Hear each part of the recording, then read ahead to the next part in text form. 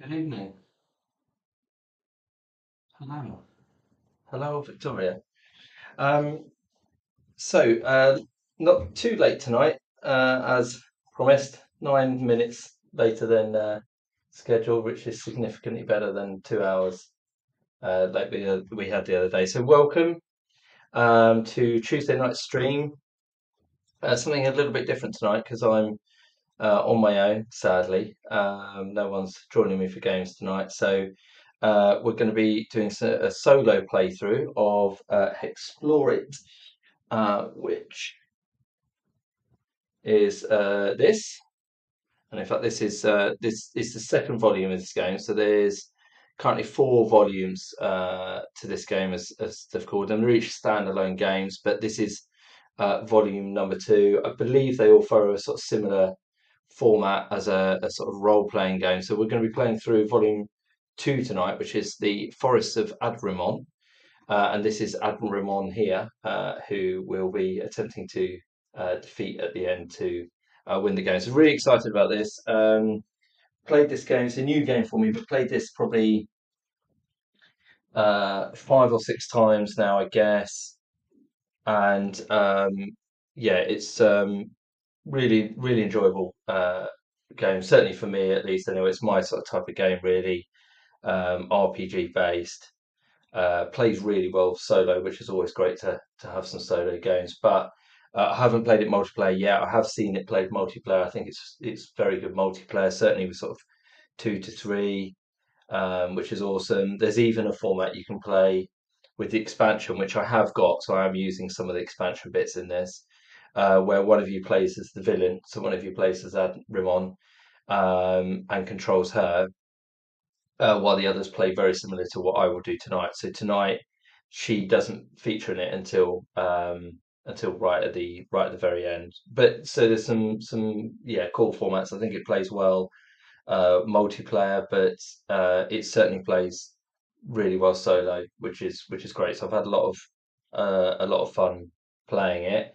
Um, I'm kind of expecting probably to finish around 10:30 ish tonight. So it'd be awesome if um, people are dropping in and keen to check it out. It might be that people are watching this at a later date as well, so that's also great. If you are watching it at a later date, please feel free to stick any comments in the comments below the video. We'll keep an eye on those. And also to come and join us via the Facebook page if you haven't already, and subscribe to the channel as well. To We're basically running the stream at least once a week, possibly sort of twice a week, just as a sort of community games, really, for anyone involved with Koala, but those outside as well that just want to check out the games or be part of the community is great. So feel free to check that out on the Koala Facebook page and to come and join us. So that's kind of the plan for tonight, really. I'll just be playing through, probably take a couple of short breaks here and there just to grab a drink or whatever, but otherwise it'll be fairly chilled out and fairly relaxed. I will be doing the what they call the double up rules, I think it is. Yeah. Um, hang on. All right. So I'm going to be doing the double up and the quick play rules tonight. So essentially, these speed the game up hugely. Um, the quick play definitely makes the game easier as well because your characters level up much quicker. I mean, it refers to it as quick play, family play. So yeah, it's definitely a sort of easier version of the game. The double up, I wouldn't necessarily say it makes it that much easier. It makes it a bit easier, but that's more speed. It definitely speeds it up. But the quick play rules here certainly make the game easier. But we're going to be playing on those anyway, just so I can definitely get it finished tonight. Otherwise, I almost certainly won't. But there's loads of replayability in it in terms of even just the rules and how you can adapt the rules within the game. So as well as the change of rules, there's also a change of difficulties on the battle map, which we'll be using in combat, and you can adjust the strength of the enemies, so the amount of vitals that they get, the amount of damage that they do as well, and even these ones affect your skill rolls as we play through the game. Today, I'm just going to be going for this one here. So it makes the enemies a little bit harder um, to beat, but it doesn't have any changes to the skill rolls. I just thought that might be a little bit confusing if I've got sort of minuses and pluses to rolls that maybe you can see in here, but then they're not quite what I'm reacting to. So far, I've played up to this level here. So as you can see, there's all these other levels to play through. And that's without even changing characters and all of that sort of stuff as well. So loads of variation, loads of replayability, which is one of the things I'm already loving about the game, along with the theme. And speaking of theme, there is a storybook that comes with the game. So I'll be reading little bits and pieces. It's really nice. It's got some awesome artwork in it from the game. So it's got all the different bosses. So as and when we go and fight the bosses, there's a little passage for each of those, which I'll read out as we go. There's a little bit of lore as well. I certainly won't read that tonight, but again, it's just a really nice addition to it. Some of the different sort of treasures and stuff you can pick up as you go through and play through, and the idea is that you kind of read these as stuff's happening, which brings in that sort of role playing game element to it, really. So I'll do some of those. I'll certainly do the bosses as we go as we come across those for sure. So I will leave that out and read that a little bit. And then the other sort of element of the replayability comes from the characters, really. So these are the two I've chosen for tonight. So we're going to be playing the Wellspring Channeler, who essentially is a sort of damage dealer, really. And then we've got the Floromancer, who essentially is a healer. So I've gone fairly classic RPG here with a damage dealer and a healer. But again, there's huge variety in this. So in the second game alone, there are, let's get them out quickly,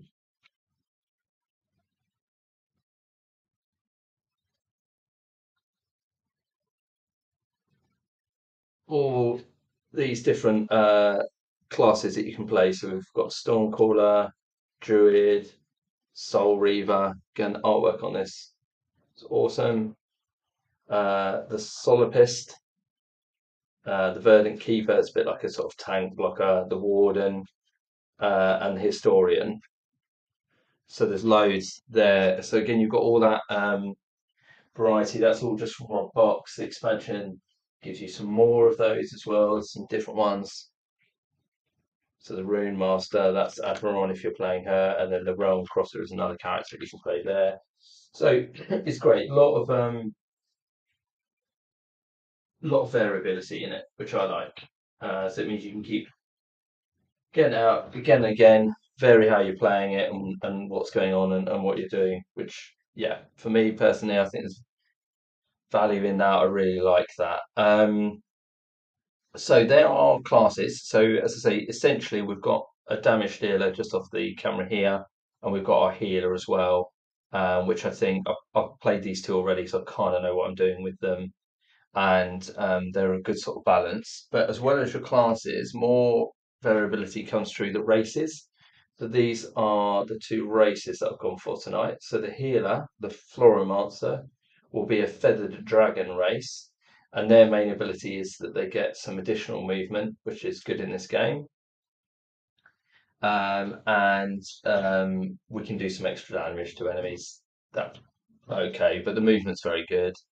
And then we've gone for the Forestborn as our other race. So that's going to be our damage dealers race. And this one allows us to re-roll any failed skill rolls. So that's really important. So we've got some dice manipulation with that one as well.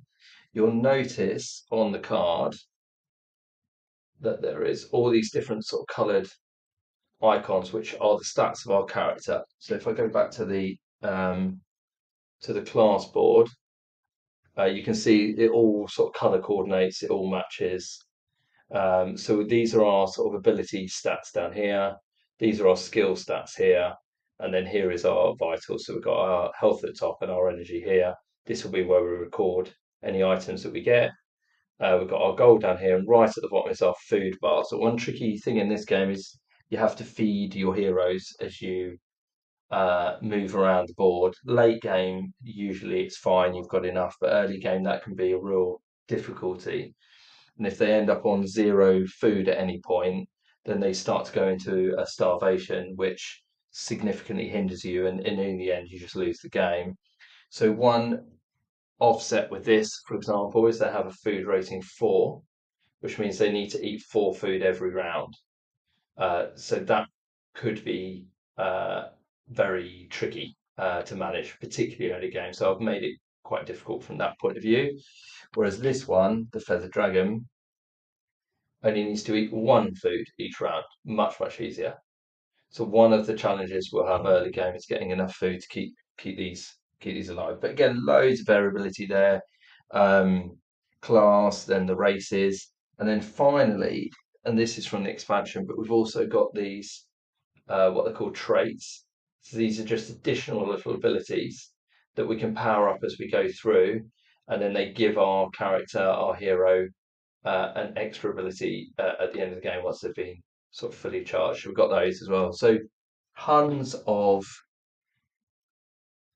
variation, tons of replayability in this game, which yeah, I love it. It's certainly my sort of theme of game, but from that point of view, excellent sort of value for money. I think you can play this over and over again, vary the classes, vary the races.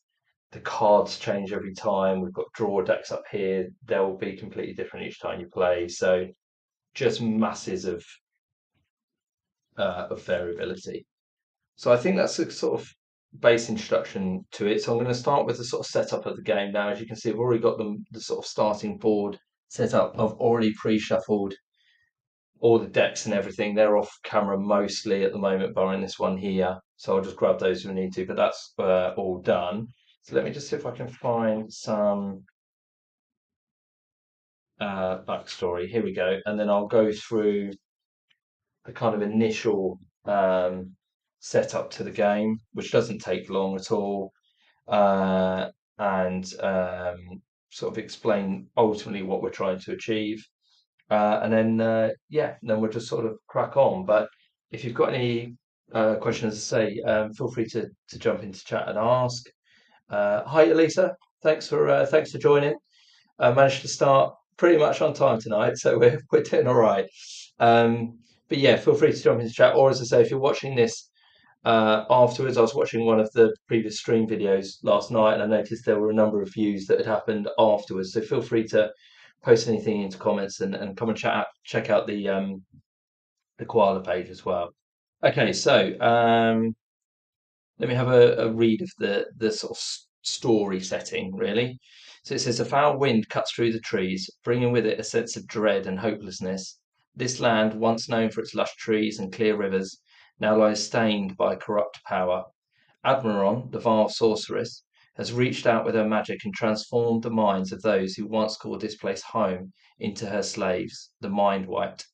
Tirelessly they work, ever doing the Magi's bidding, turning the forest into a place of darkness.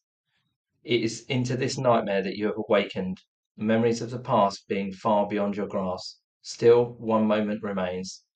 A dryad by the name of Elowin visited you when the world was dark and shined a blessing upon you. She called you by name, releasing you from Admiron's curse.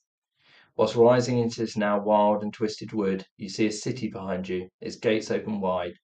Knowing that fate has given you a second chance, you run towards them, resolved to do whatever you can to end this horror and stop Admiral. So it's just a little bit sort of starting passage really, which is sort of part of the sort of role playing element of the game. I really like this storybook and how it kind of just sort of ties it all in quite nicely, really. So going through setup, first thing we're going to do is we're going to select some of these relics at random. So essentially, what we're going to try and do to win the game is we're going to develop our characters as we play by exploring the board, hexploring the board, revealing new map tiles. This will get larger. Hopefully, it will stay mostly on camera. Um, Fighting some bosses, fighting some enemies, building up our skills to a point where we feel that we can go and fight the main boss at the end of the game, which is Admiral. There is a sort of timer on the game, which is called the fate cycle, that ticks on as we play. If that gets to 10, then she'll come to us. So I'm trying to make sure that we're strong enough at a point to fight her before she gets to us, which hopefully we will be. But in order to give us a better chance of beating her at the end, we need to go and collect these relics that I'm just shuffling out now. So we can collect 4 relics, um, and then these give us sort of an advantage against her in the final fight, and also do good stuff for us along the way. So the early part of the game, I'm going to spend exploring around, building up the characters, and trying to find these relics to set us up for that final fight at the end. So we're just going to draw 4 of these at random. So we've got the ring. So that's the first of our relics. We've got the amulet. Just a second. We've got the shield, which is the third one. And we've got the Sceptre of Light, which is the fourth one. So they all do different things. They all have slightly different stats. They all have a little bit of story text on them as well. I'll read that as and when we get them. But the idea behind these is that previous adventurers have gone to Fort Her and lost, and so they've kind of put themselves into the relics. And as we claim the relics, we kind of release their spirits, and then they help us to defeat Admiron. Is the sort of story behind that. So the next thing that we do is we're going to find out where her city starts. So she's not a sort of physical character on the board at the moment. She is going to reside in this Acropolis, as it's called. So this is her city. So we're going to sort of steer clear of this until later on in the game, because if we are at this at any point, then she can come out and fight us, as it were. So we want to sort of steer clear on that. But we do need to see where that is going to start on the board. So we're going to do that now. So that's going to start in location 2, which is right up here. Okay, so it doesn't matter which way it faces. I just quite like the maze, so we'll turn the maze to face down. And then we will also start in a city. So this is our playing piece. So we're this sort of mage, sorcerer type warrior.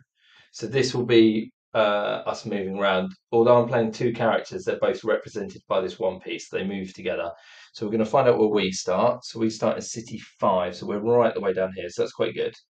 So we're quite a long way away. So we're here, and the main city's there. And as I say, we will expand on the board as we go. So tuck those out the way for a second.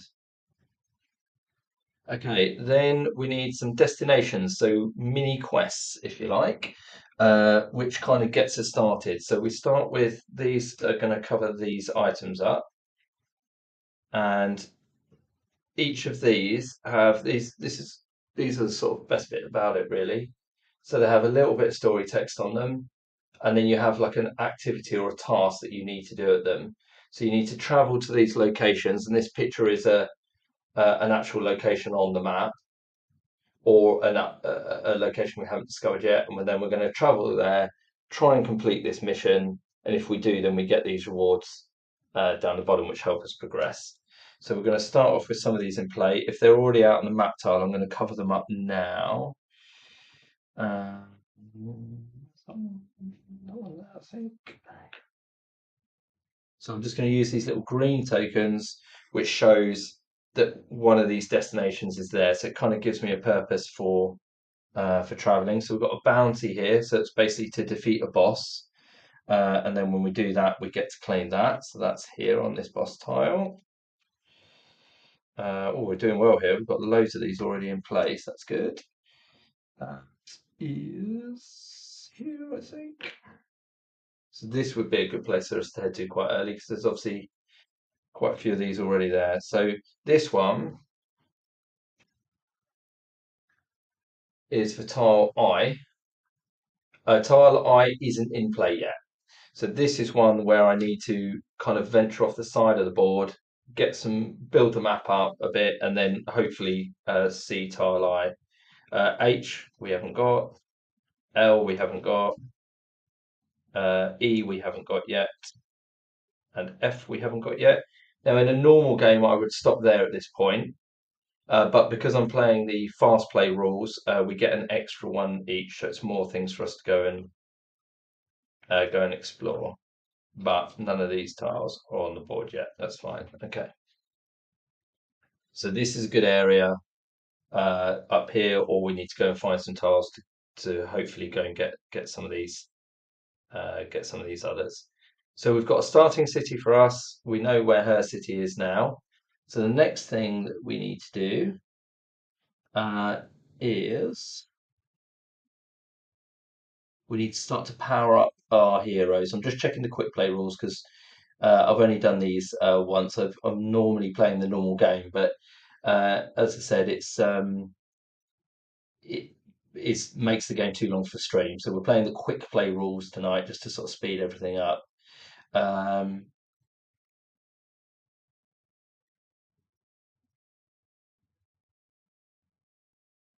okay, so the first thing we're going to do is we're going to draw 3 power up cards, which again we wouldn't normally do, but this gives us a boost right at the start of the game. So these are power up cards. And then on the other side of them, you can see these. This gives us all of these are good. They just give us improvements to our stats on our board. So straight away, just making our characters better. So I will add these to the character sheets in a second, but we've got more to come. So I'm going to do it all in once. So you can see we've got different power ups coming, which is awesome. So I'm going to leave those there for a second. Just got more to come. I will add those on in a minute.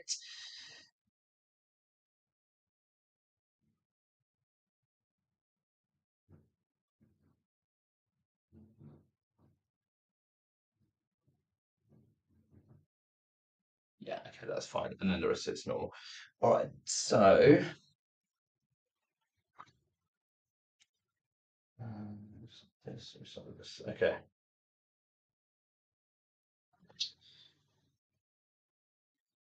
Right. So we actually start the game by raiding a city. So the idea with the cities are that everyone in the land, barring us, is mind wiped. So have been controlled by Admiral. So because of that, we can kind of go and um, raid the city to start. And essentially, what that does is it gives us a little bit of a head start on the game. We get some equipment, we get some of our stats pumped up. So it gives us a chance just to really sort of get into the game and access the game. So there is a little bit of blurbs that comes with that, which is what I was looking for. See if I can find it.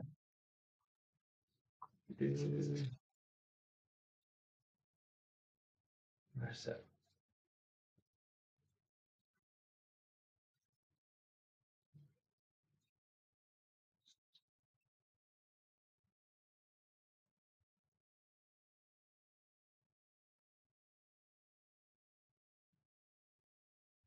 Yeah, right.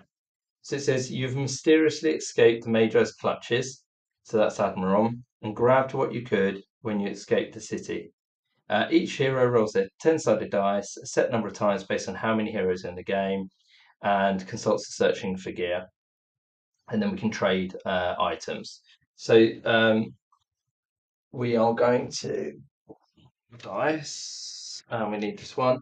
So the nice thing about this game is you get all these sort of solid placards that come with it, which have all of the sort of game information on them, which I really like personally. It might not be everyone's cup of tea, but I think that's great.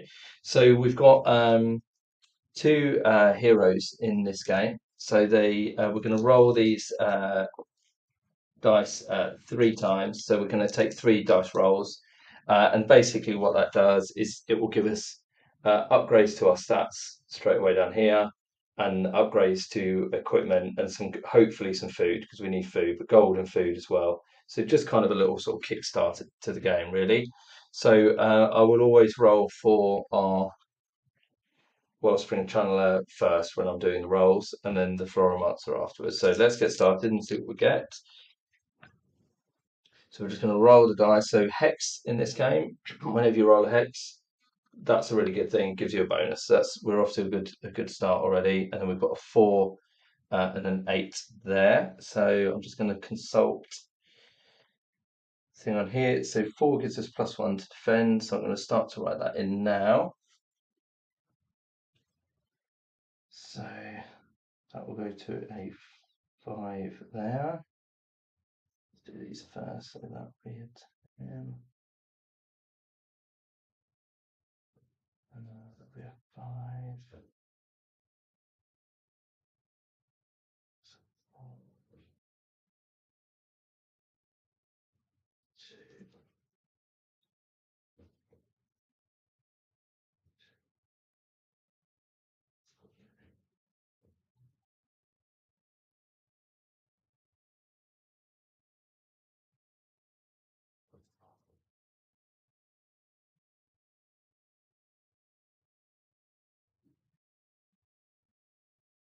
Okay.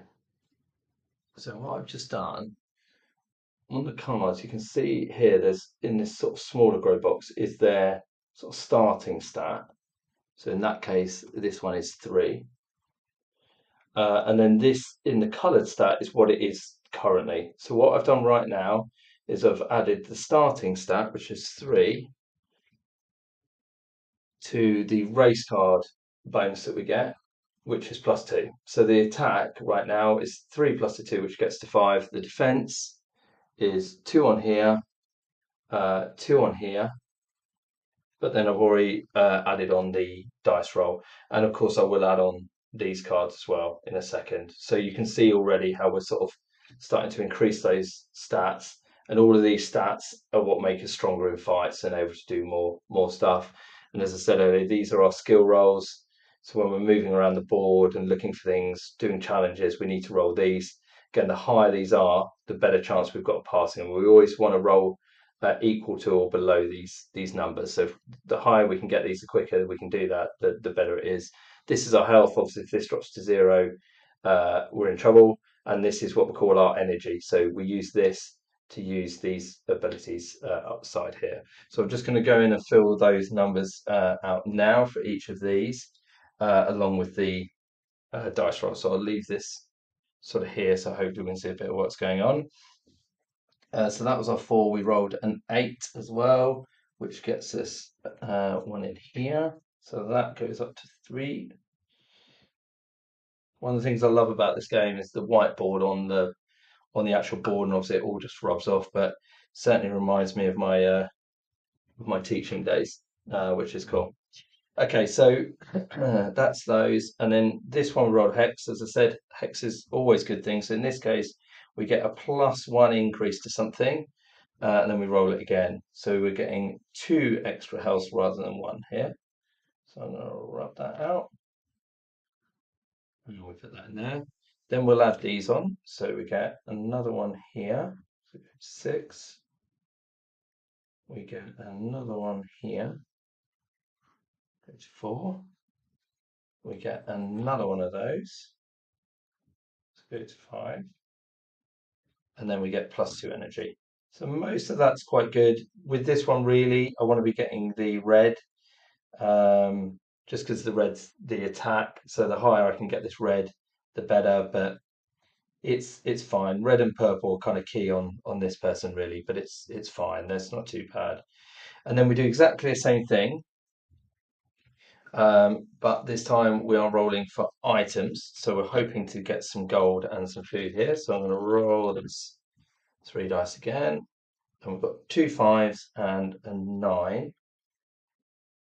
So none of that gives us food, so that's a bit of a problem. Okay, so then these rolls now are on this half. Oh, so we've just done this half of it, and these give us increases to our stats.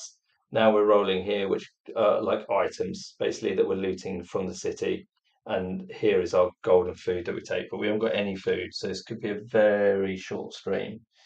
Um, Okay, so we've got Elven Russians, that's good. So we've got some Elven Russians. We've got a map, which is always good, off of our 9. And then our 2 5s gave us some bark skin. So we've got 2 of those. And then we end up with 8, 16 gold. So we have got a lot of gold at least, which is not terrible. And then these are currently 12 and 9. Okay. All right. So I think that's that one done for now. All of the items do different things. It tells you what the items do on these other cards. So some of them are on this card, some of them on this card. It's quite a lot of information when you first start playing, but you can just grab the cards whenever you need them. It's all right there in front of you. So I sort of found on the first time through, it's you have to keep referring to them, but they're easy to grab hold of, much easier than flicking through a rule book. And once you've played once or twice, I think you kind of really quickly get to grips with what the different things do. So then you just need to have a quick glance at them, really. It makes that much easier. Okay, so we're going to do the same thing now for our other character, which is the Floromancer. That's our healer character. So again, we're going to start by putting their stats in. And let's roll the dice. Let's see what we get. So we've got another hex. That's good. We've got a 2 and a 7. So the 2 gives us an extra attack. So that will start at 2. Oh, I need this as well. The 7 is 1 down here. So that goes to 4. And then we've got the hex. Oh, what's another hex? That's plus 3 now. Okay, to the 7 again. That's pretty good. So we get +1, another +1, and then the actual thing. So it goes up by 3. So that's really good. Drops up to 7. They were good rolls. Okay. Then we need to add these in. So health is +3, so that's an 8. Energy is +8, so that is 13. Defend gets +1, so it's the 3. That gets +1, so it's a 4. That gets +1, so it's a 2. That's +1, so it's a 3. That's +2, so it's a 3. That's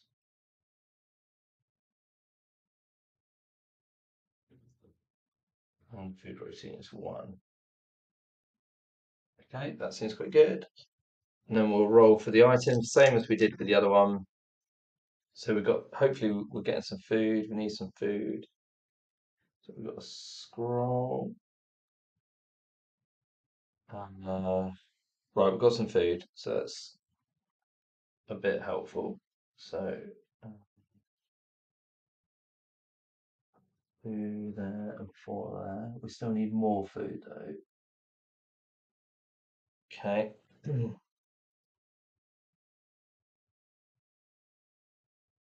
what do we got? So oh, we've got 2 3s. So we've got 2 scrolls, and that gives us 4 gold. And then we've got a giant's elixir, which basically just makes us a bit stronger for a turn. It's not great, much like my writing. And that, but that does give us some food, so that's good. As I say, one of the hardest things with this game is early on you do have to feed your heroes, and late game it's not too much of a problem, but early game it's a real problem, especially with a high food rating. Um, so this could be quite a short stream if we can't find any food, but we'll see if we can figure it out and what's going on. Silence. So I need to do that. So it goes to 4. That goes to 1.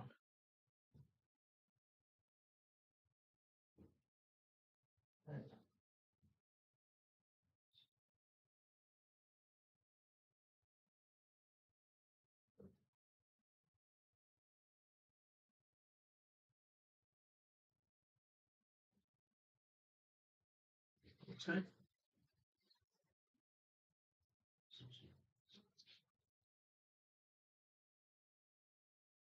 So just changing these numbers as the sort of last change. I mean, I'm permanently changing these numbers in the game, but as the last change I need to do right now because of the traits. So these also change those stats and those numbers. So I think that's all of the stats changed for right now. But the fun thing about this game really for me is these numbers are constantly changing and being sort of leveled up, and much like those old computer games and stuff, really. So that's cool. Okay, so I think the last thing we need to do is our city that we start in also gives us a bonus. So we started in number 5. So we're starting in Calethrol, which, oh wait, it's just here. So depending on the sort of city you start in, you also get a different bonus.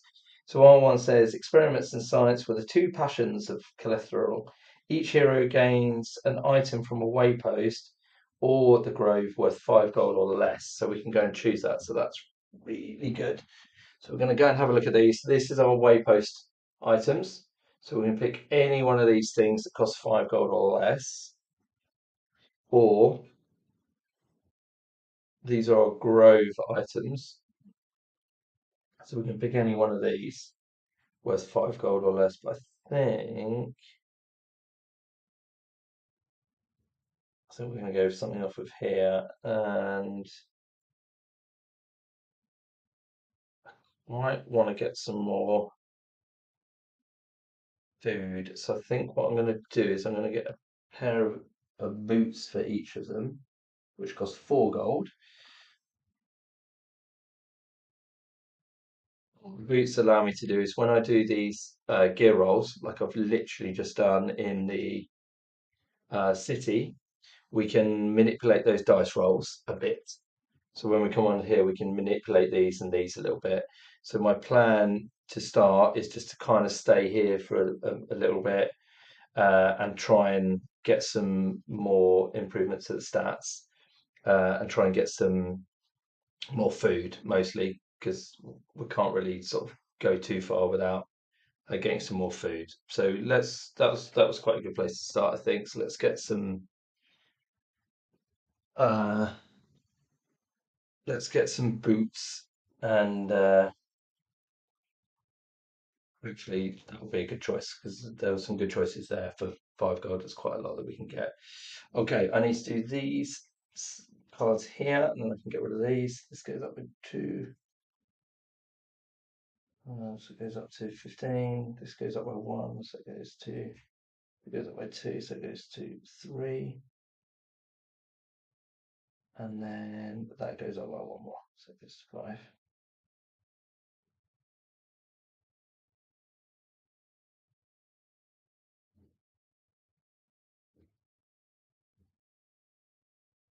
Okay, now I think we're all set. So you can see the numbers on the two of them are quite different.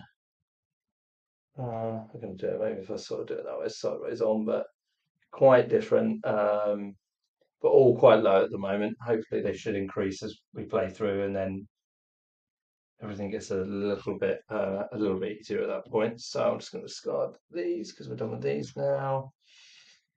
And just make sure I've done all the double up stuff because I don't normally play that, but I think we've done it all.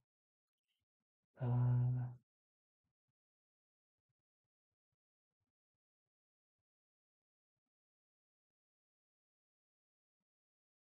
yeah, I think it's pretty good. So let's confidently tuck that away.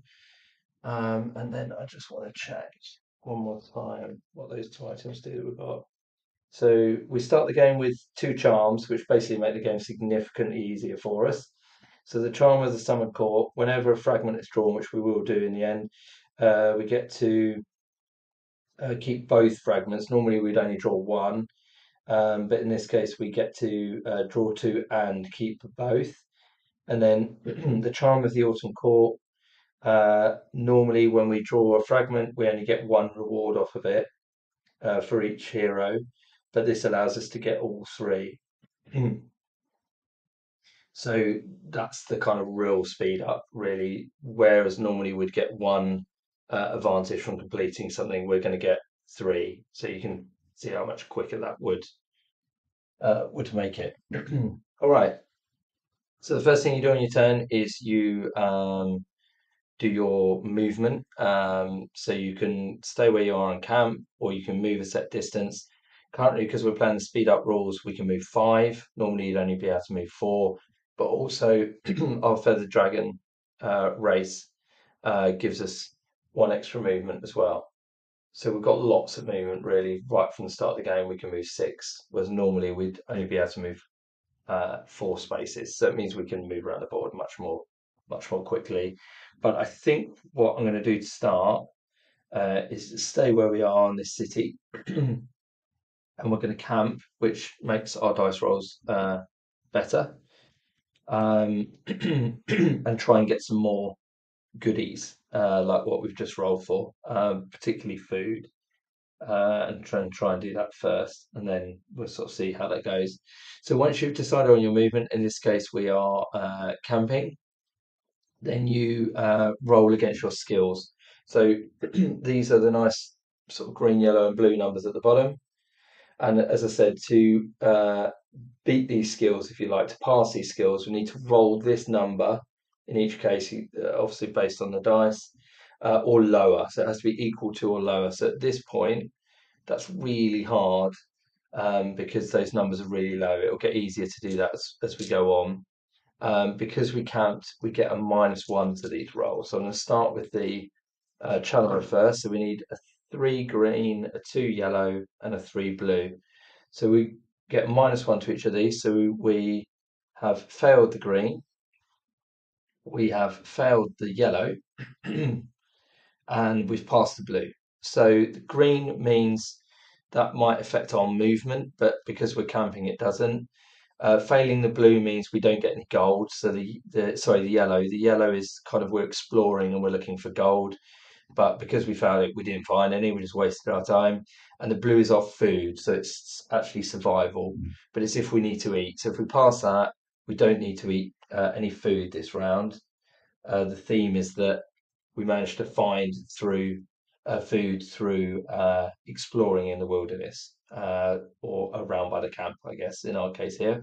So that's great. So we don't need to eat 4 of our food here. So that's really good. Then we do the same thing for our other character.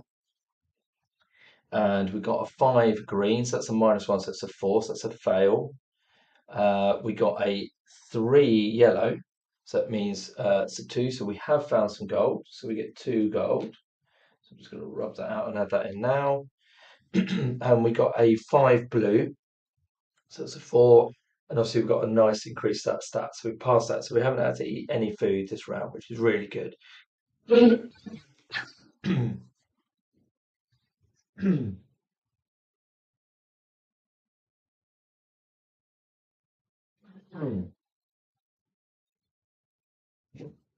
Once we've done our skill rolls, depending on where we are on the board, we'll either take a circumstance. In fact, these need to be out, so I'll do that now.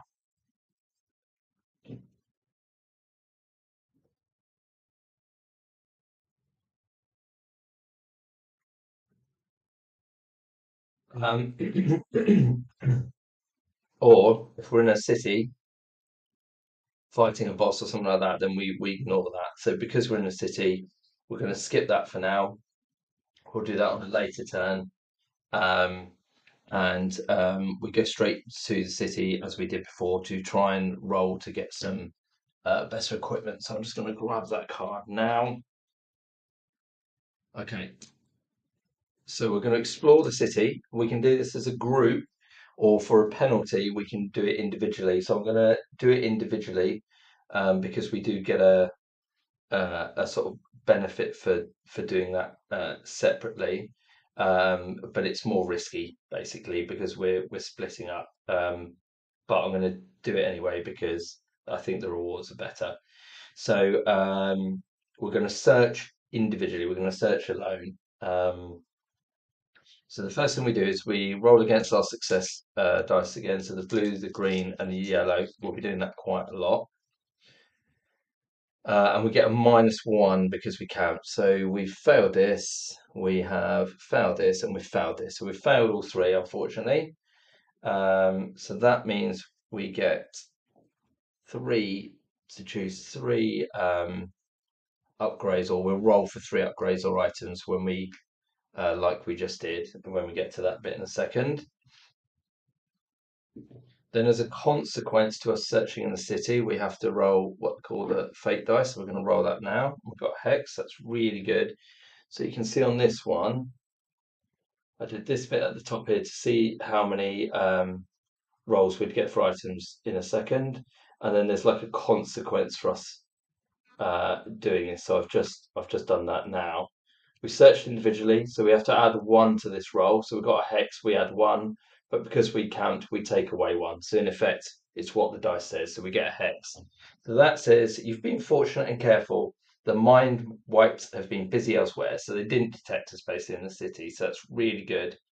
So that's that one. Then I'm going to do exactly the same for our other character. So I'm going to roll the skill dice and hope we pass some, which we have. So that's really good. So we've got one success there. We've got another success there. And then that one was a failure. So we've got two successes, which gives us extra items. So the Floromancer will get to roll the dice 5 times, which is good. So I'll put that dice there so I don't forget. Then we roll the fate dice, same as before. And we've got a 2. So that says you've been lucky. The group has avoided a confrontation.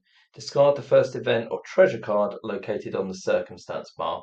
And this is the circumstance bar at the top here. So we get rid of the first treasure or event card, which is this one here. Okay, so that says event at the top of it. So that's gone. And then we instantly replace it with no card, which is an enemy. So we've got a couple of enemies waiting for us up there, but that's fine.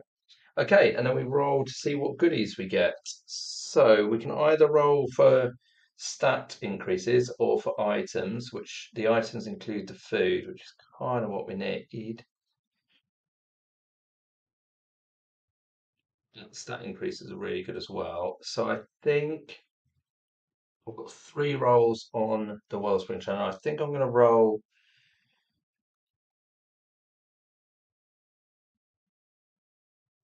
2 dice for items. So we've got an 8 and a 9. So that's a bit of food. So let me move these a second. I'll bring this over while I'm writing on it, sort of just in the shot.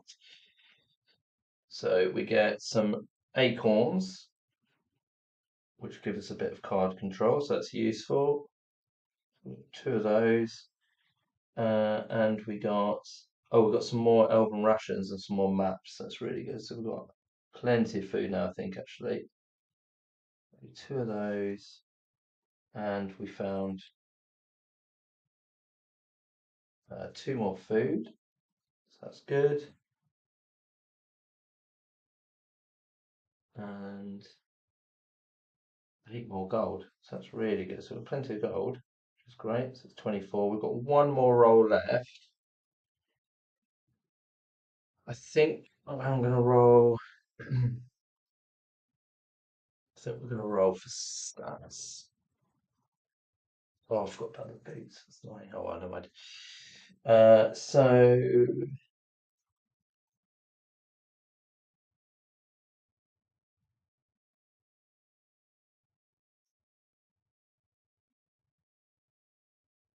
yeah, I think we'll just take that as health. That's fine. So it's +1.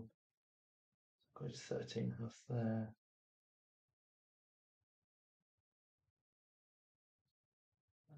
Yeah, that's that one.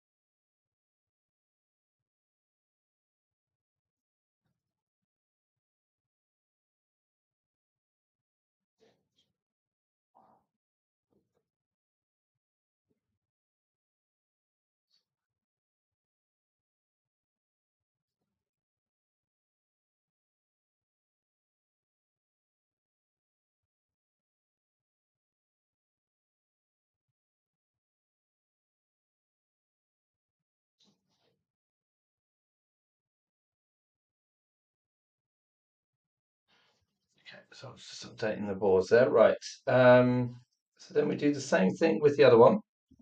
And we've got five dice that we can roll for this one. I did forget to use the boots, annoyingly. So where I can increase the numbers either way. So I'll make sure I do that now. So I think we're going to go. Let's start with two dice on items again. So we've got a five and an eight. So eight's good, but nine's good as well. Five's rubbish.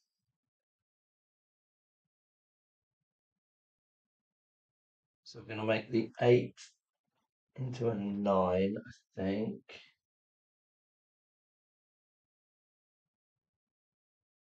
Get some more food. Oops.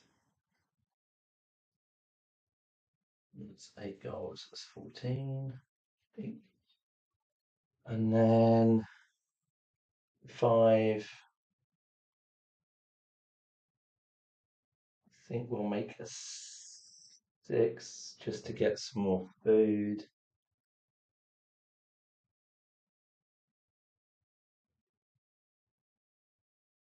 So that takes us. Okay. And then, so we've got three rolls left.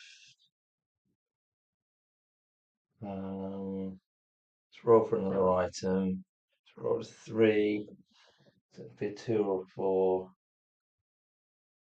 Okay, we'll definitely make that two. So that allows us to choose either a Wand of Ashes, the Stealth Boots, which we've already got, or the Wayfarer's Cloak, which give us healing each turn. So I think we'll do that. So we're going to get a cloak and yeah, we'll give that here. So that does that and that. And that's more food. So we'll add on four food up here. Going to 10. And then I think the last two rolls will just roll for upgrades on our stats. So we get a 4. So we'll make that a 3 and increase this one. And then we've got a 6. So we'll make that a 5 and increase this one.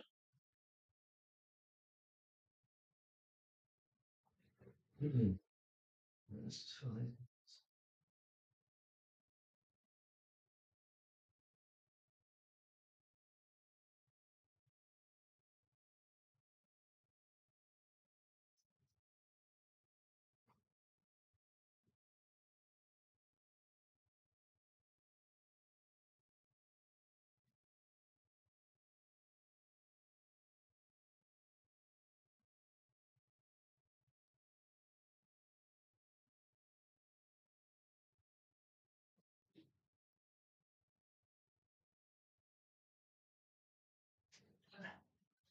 Awesome, right.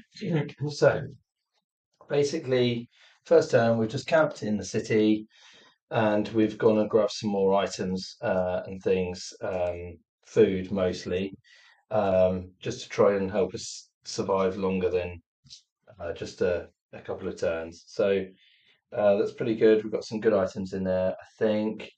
And we also got the Elven rations, which they're also food, I think. Elven ration, it equals 3 units of food,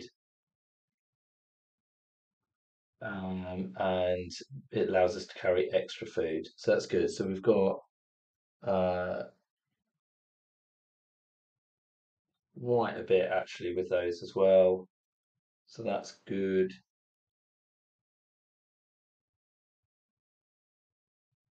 Yeah, we've got some good stuff there. I think that's pretty good. All right, so I think we've done all the city, and then at the end of the turn, we go on to the villain phase, which is kind of like the timer, and we're just going to put a line in this at the top left there. When that counts around to 5, because we're on the speed up rules, a number will go in the middle here, so it starts on 0. When that gets to 10, the final boss will come out and fight us. So basically, that's our clock in the game. So we need to power up to a point where we can beat the final boss before it come and find us, basically. So that's the first turn. Bit of a long one, that one, just while we were sort of camping and stuff. But now we'll sort of start to move away from that a little bit and start to move around and explore the board. And the first thing I'm going to do is I'm going to use a map. And what the map allows us to do is just read it. So we're going to use a trail map. This map adds a new random hex tile that contains a waypost to the game, and we can use it to reveal a tile at any point. So we're going to grab one of these off the top, and we can place this wherever we like now. So we can kind of put it right next to us, we can put it right over here, but I'm going to put it right next to us. I think like this. And then we go and check to see if any of these destinations at the bottom have got the E on, which this one have. So then we can grab this and we'll put this on, that's there. So that's good. So that gives us something to go and do that's quite close. But we might need to get our stats up a little bit more before we go and do that. But we've got that's good. We're sort of underway. All right, so then we just kind of repeat really. So the first thing we're going to do is movement, and we can move up to 6 movement because of the extras that we have. So I think we're probably just going to go probably 3. We've got quite a lot of gold, so I'd like to go here where we can sort of buy things. So I think we're going to do that. So we're going to go 1, 2, 3. Which counts as moving cautiously. So what that means is if we fail our green roll, it doesn't really matter. It won't move us away from it at all. So then we're going to test for this one, and we fail, but we pass the eat the food, so that's good. So we don't need to eat food. Then we're going to test for the Floromancer. We fail, we pass, so we get some gold, and we pass the food, so that's good. We're off to a good start. Let's put 2 more gold. And then we're going to see what the waypost does. So if there's a bit of story for wayposts, actually, there probably is. Let's have a look. So if we've got something to read. So it says, as you walk through the wooden barricade, your tired mind swims with the possibility of rest and relief. The path that led you here was fraught with danger. The mind wipe seemed to be everywhere in the forest. Still, you've found a safe haven in this place for the night. There are goods here that will certainly help you on your way, if only you had the gold to spend, and to your surprise, vendors even barter for the treasures of the grove. The somewhat tattered merchant, an old elf whose mind is still sound, cries out to all that the dryad protects the fated realm. And this one too. His is a strange voice, nearly unsuited to the quiet place. You find yourself wondering if this dryad and another realm truly exist. Is it a thought to ponder another time? For now you need that much deserved rest. Okay, so we've gone into a a waypost. It's like a sort of haven for us, really. Um, and we can pay 1 gold to fully heal, but we don't need to do that because we haven't encountered anything. We get 1 more card to each of these, which is good. So it should be putting more stuff on the board for us. So I'll do that one in a second. So C is somewhere here. So it goes on. We've got 1 in E, which we haven't got out yet, and we've got 1 in M, which we haven't got out yet. However, this one here means we go and get the E tile, and we put a enemy on it. Oh, we have got E. Well, we are, in fact. So I'll put this on now. Here.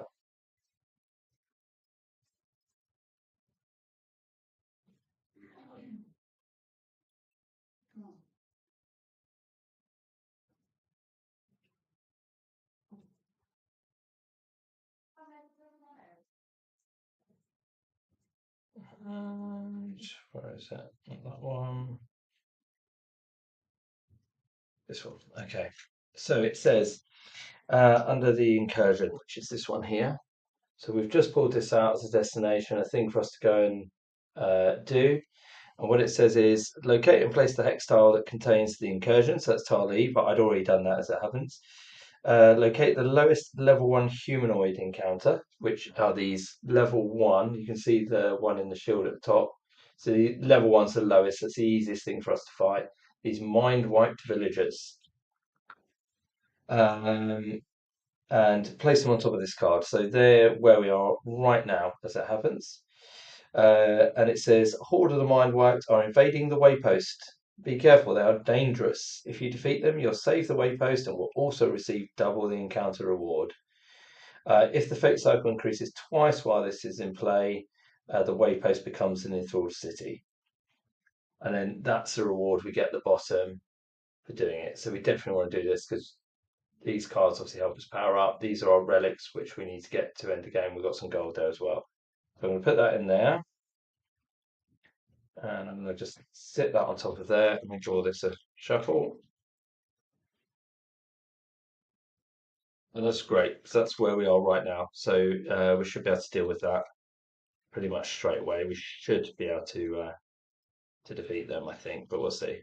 Shouldn't be too much of a problem. Okay. Right, I'm just going to use one of these dice to show that we've got until Fate Cycle 2 to do that. All right, then we can buy some items. So I'm going to buy a cloak for 4 gold, which gives us some healing. So it costs us 4 gold. It doesn't matter who pays for it; they're all as a group.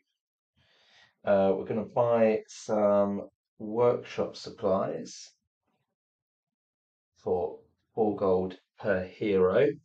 They later on will allow us to upgrade our equipment by paying for it. So they're good to get those. We have to buy those from 3 separate places, 3 separate waypoints. So it's good to get those early where we can. Um,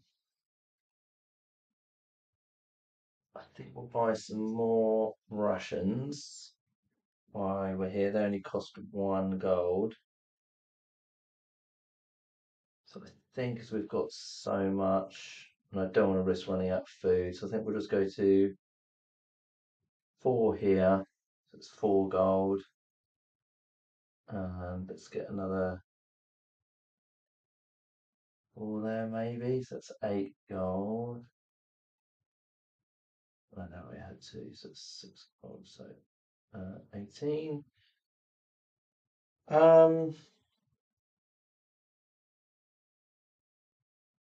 And we're going to get some tonics as well. So let's get 2 of those each.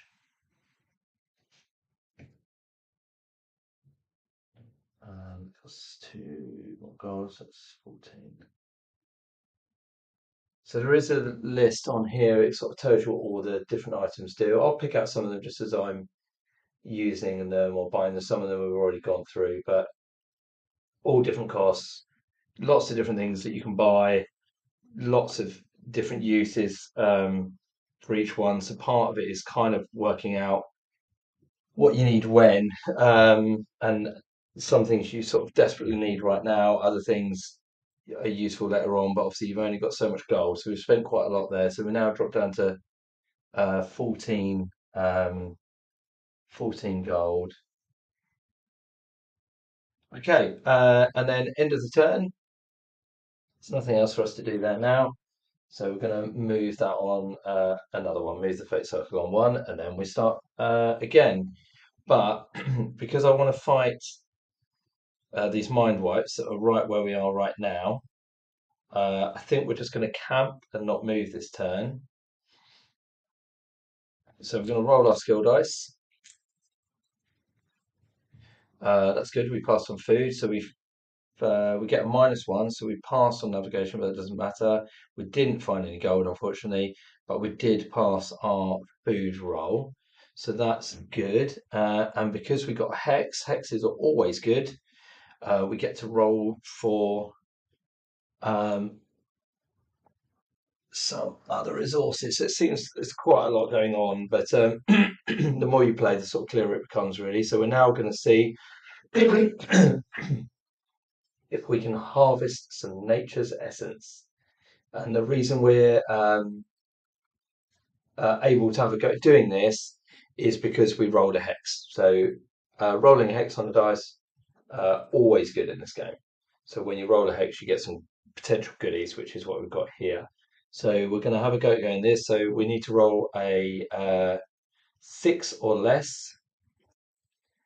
We rolled a 7.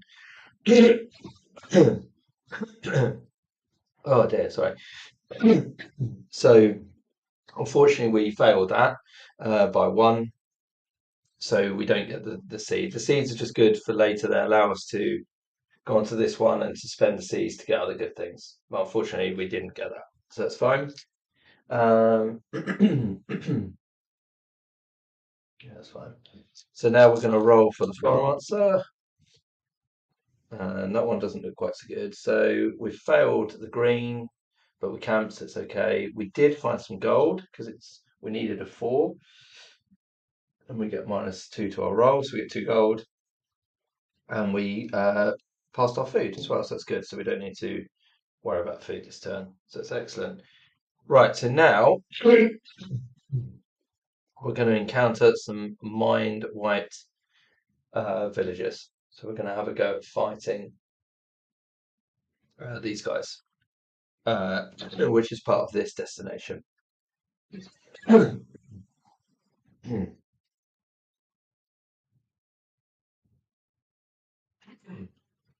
So it's quite mental math based at this point, this game, which is something else I really like about it. But I know that certainly wouldn't be everyone's cup of tea. But I really like it. So we use this battle map here, and we're going to enter the enemy stats into it, and then underneath that, I'll be writing the damage that I deal based on my abilities, and we kind of just subtract it all, and they do some damage to us, and then we can work it all out.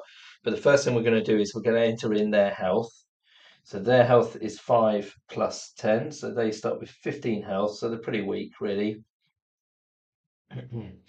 And their energy, which they need for using their abilities, it's 4 plus 10, so it's 14. So you can see there, so that's the enemy that we're fighting this time is Mind Wipe Villagers, 15 health and 14 energy is what they start with.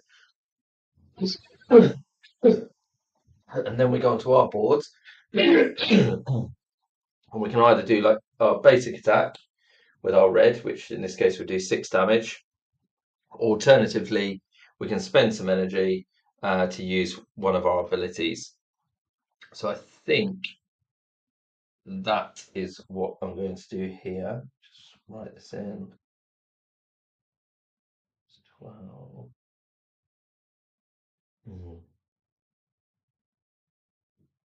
That's 11. That's 11. That's 3. Okay, so we're going to use our first ability called Summoner's Blaze. So I'll just read that out. So it says this mastery deals Autumn Harvest rank, so that's our red one. So it deals 6 health damage. There's 2 types of damage in this game. You have health and energy. Health obviously is directly affecting the enemy or your health. And once you're 0 in effect, you die. Energy is stopping them from being able to afford to use their abilities because to use an ability costs energy. And increases your target dice rolls by Summoner's Blades, so by 3. So that means we're more likely to be the enemy's target, which is good. That's what we want. We want the enemy targeting the Wellspring Channeler so that our healer doesn't get targeted, so they can just concentrate on healing this one back up. So that's kind of a nice little combination between the 2 characters there. If this one becomes targeted this round, then our opponents, so the Mind Wipe Villagers in this case, become burned, which does them some damage each round. So again, that's extra damage, which is great. And you also block half Spring's protection rank. So this is our defense number, which is also on 6 currently. So we block half of that, so 3 damage dealt by an opponent when they're burned. And then as it gets ranked up, it does other stuff, but we're not there yet. So this is good. So what we do is we write in the damage we're doing. So we're doing 6 damage to start. So I'm just going to write that onto the board, and it all gets subtracted off at the end. It costs us 1 energy to use that ability. So our energy drops to 8. And that's literally all we're going to do there for a second. Oh, these are humanoid. So uh, we also have, each character has a favoured opponent. So our favoured opponent in this case is humans, and the mind, or humanoids, and the mind wiped villagers, conveniently for us, are humanoids. So what that means is we can do an extra bit of damage to them. So we roll the purple dice, and that will do an extra bit of damage to them. That's a terrible roll. So we do 1 extra bit of damage, but that obviously can be much higher than that. Then we go on to our Floromancer. This is our healer.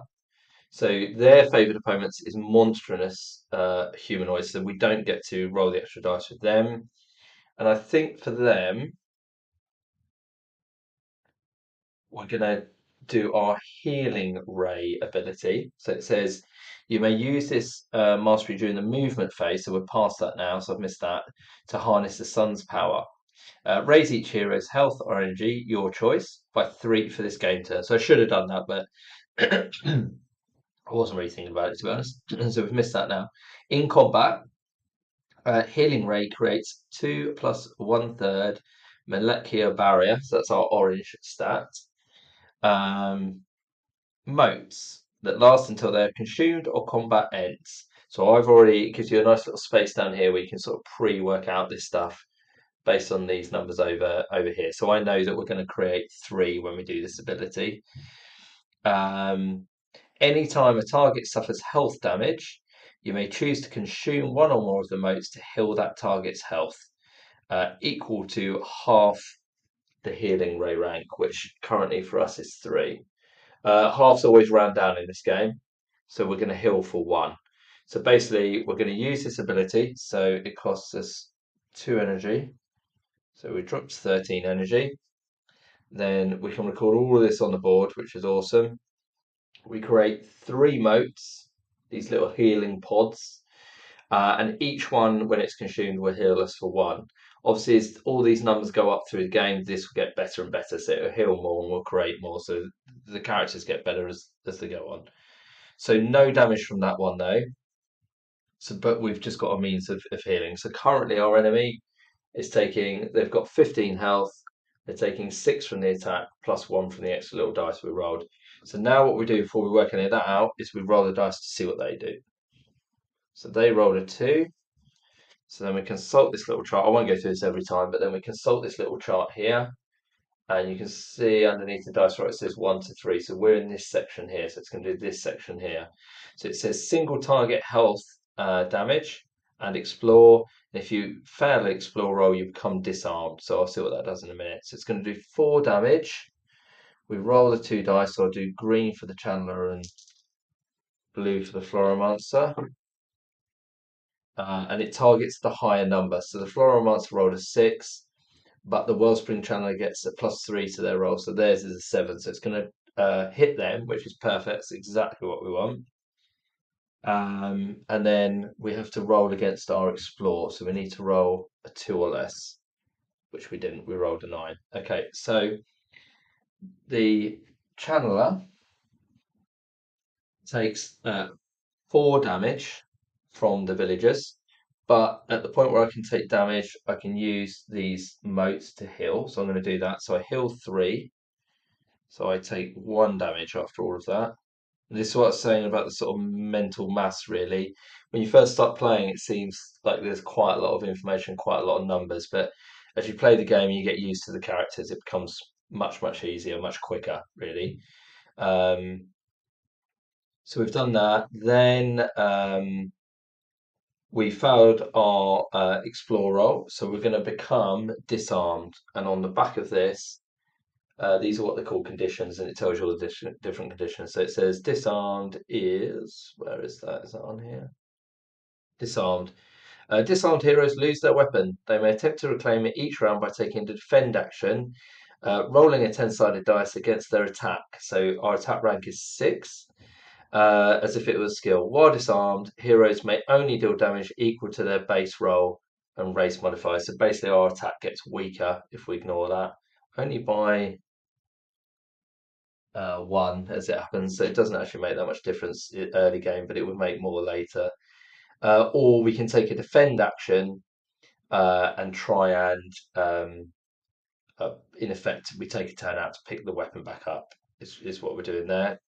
So we will become disarmed, but we do the damage to them first. So we take the 6 plus the 1, which is 7, off of the 15. So that leaves him with 8. And then we just repeat that process basically until either we are completely out of health, or we run away, or the mind wipe villagers are completely out of health, which is obviously what we're hoping for. So he is now burned because of our ability. So that takes 3 more health off of him right now. So it drops him to 5. So I could defend to pick the weapon back up and do our normal attacks, but because he's only got 5 health left, I'm just going to hit him with our reduced attack. So that hits him for 5. We still get to roll the purple dice, which does another 5. So that's really good. And then with the Floromancer, I'm going to do exactly what we did last turn. So we're going to spend 2 energy. We're going to gain 3 motes that will heal. I think that's what we want to do. Yeah, that seems pretty good, I think. So I'll take off that.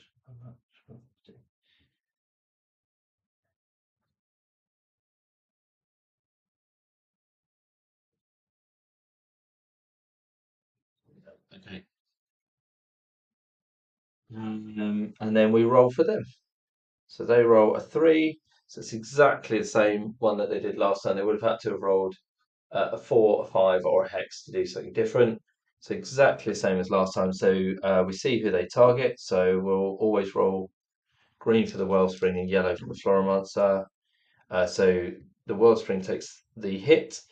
So they take 4 damage, but same as last time, we're going to use the motes up. So we just lose 1 health, drop to 10.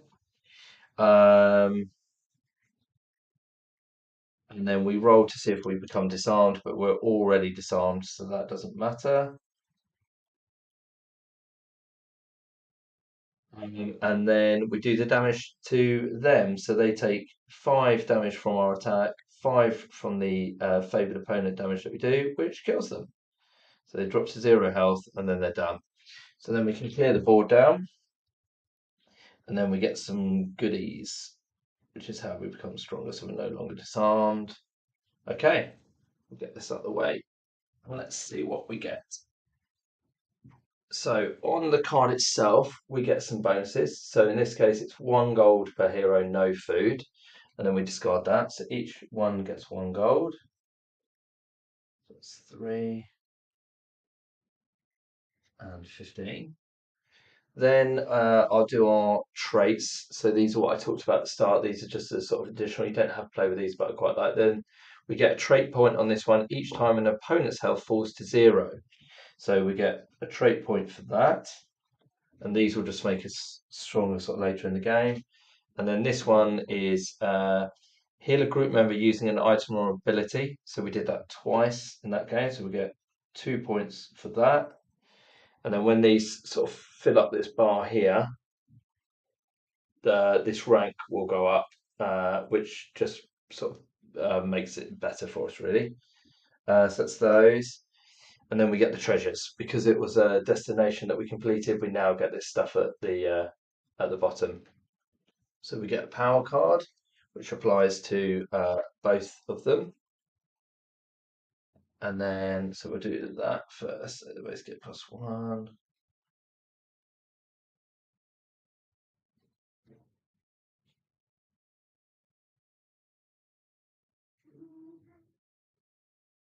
So it's to 4, it's to 5.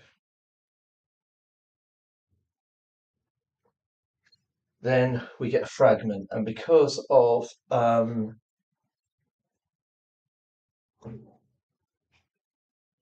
a bit. Because of the we're doing the quick play. Normally now we'd only get one fragment, so we'd take one of these cards, and once we've got the three pieces of the shield, then we can go and get the shield from down here, which is what we're working towards. But because we're playing on quick play, so normally we'd get one of these cards and one of the bonuses at the bottom. But because we're playing on quick play, we get two of these cards and all of the bonuses are on the bottom. So as you can see, that sort of really speeds it up. So we get another one of those. So we've got the shield and then we've got the staff. And once we've got, for most of these items, you need three of the pieces. So they're sort of broken into separate pieces. So you have to get the pieces together and then go to one of the sites and then you can reform them to get the actual item. So we've got the shield and the staff, which we need the shield, but we don't need the staff, but that's okay. And then we get the all of the bonuses at the bottom. So we now go back to our boards. We get power cards. So two power cards, which apply to both heroes. And then I'm going to go and change all our stats. So you can see the stats are going to change significantly here because of these cards. So we get an extra defense. So we get 7 there. We get an extra survival. So go to 4. We get 1, 2, 3 to our purple. So go to 7. And we get 2 to our energy. So go to 11.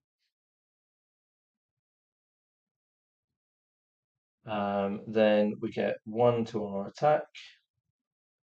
Go to 7. And then we get 3 to our what they call a second mastery to go to 8.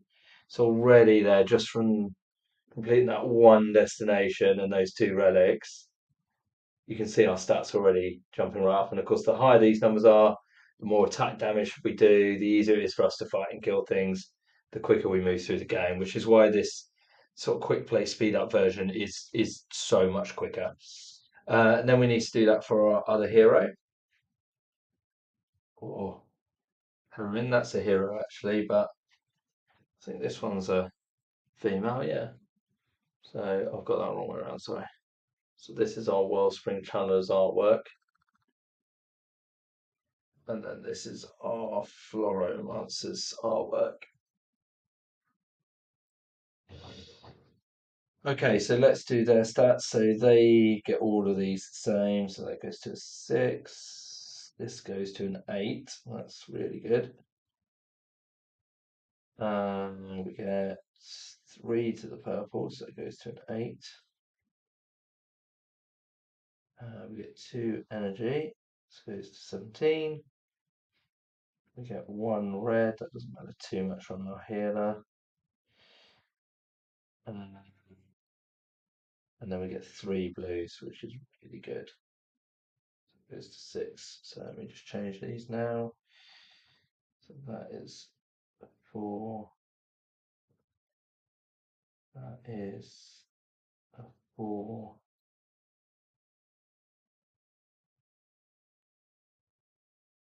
And that's a 3.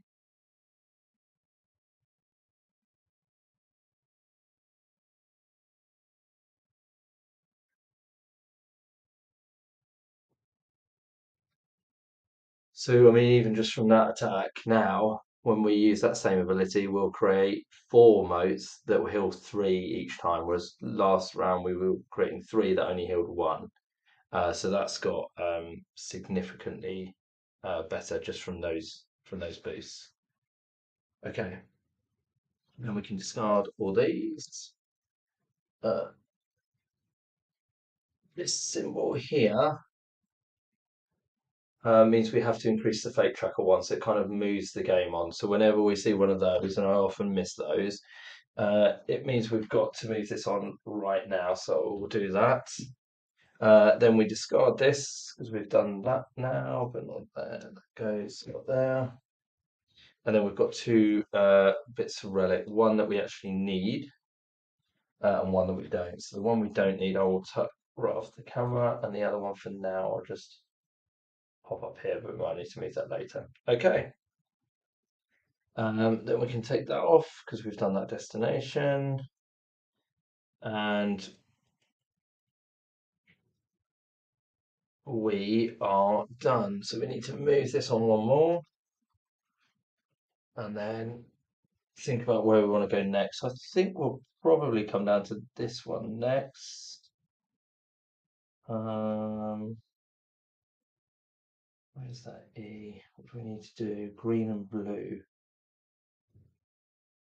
It might be a bit tricky. Yeah.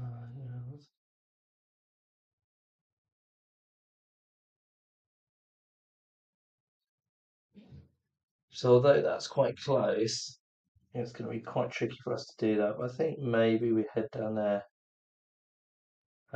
anyway, and then we'll probably start to sort of maybe move back this way across the board and try and get some of this other stuff. I think so. Let's go for it and see what happens. So we're going to move uh, one, two spaces onto here now. Uh, to move cautiously, you can either only move one space, and cautiously means you won't wander off into the wilderness and get lost and not end up where you're trying to end up.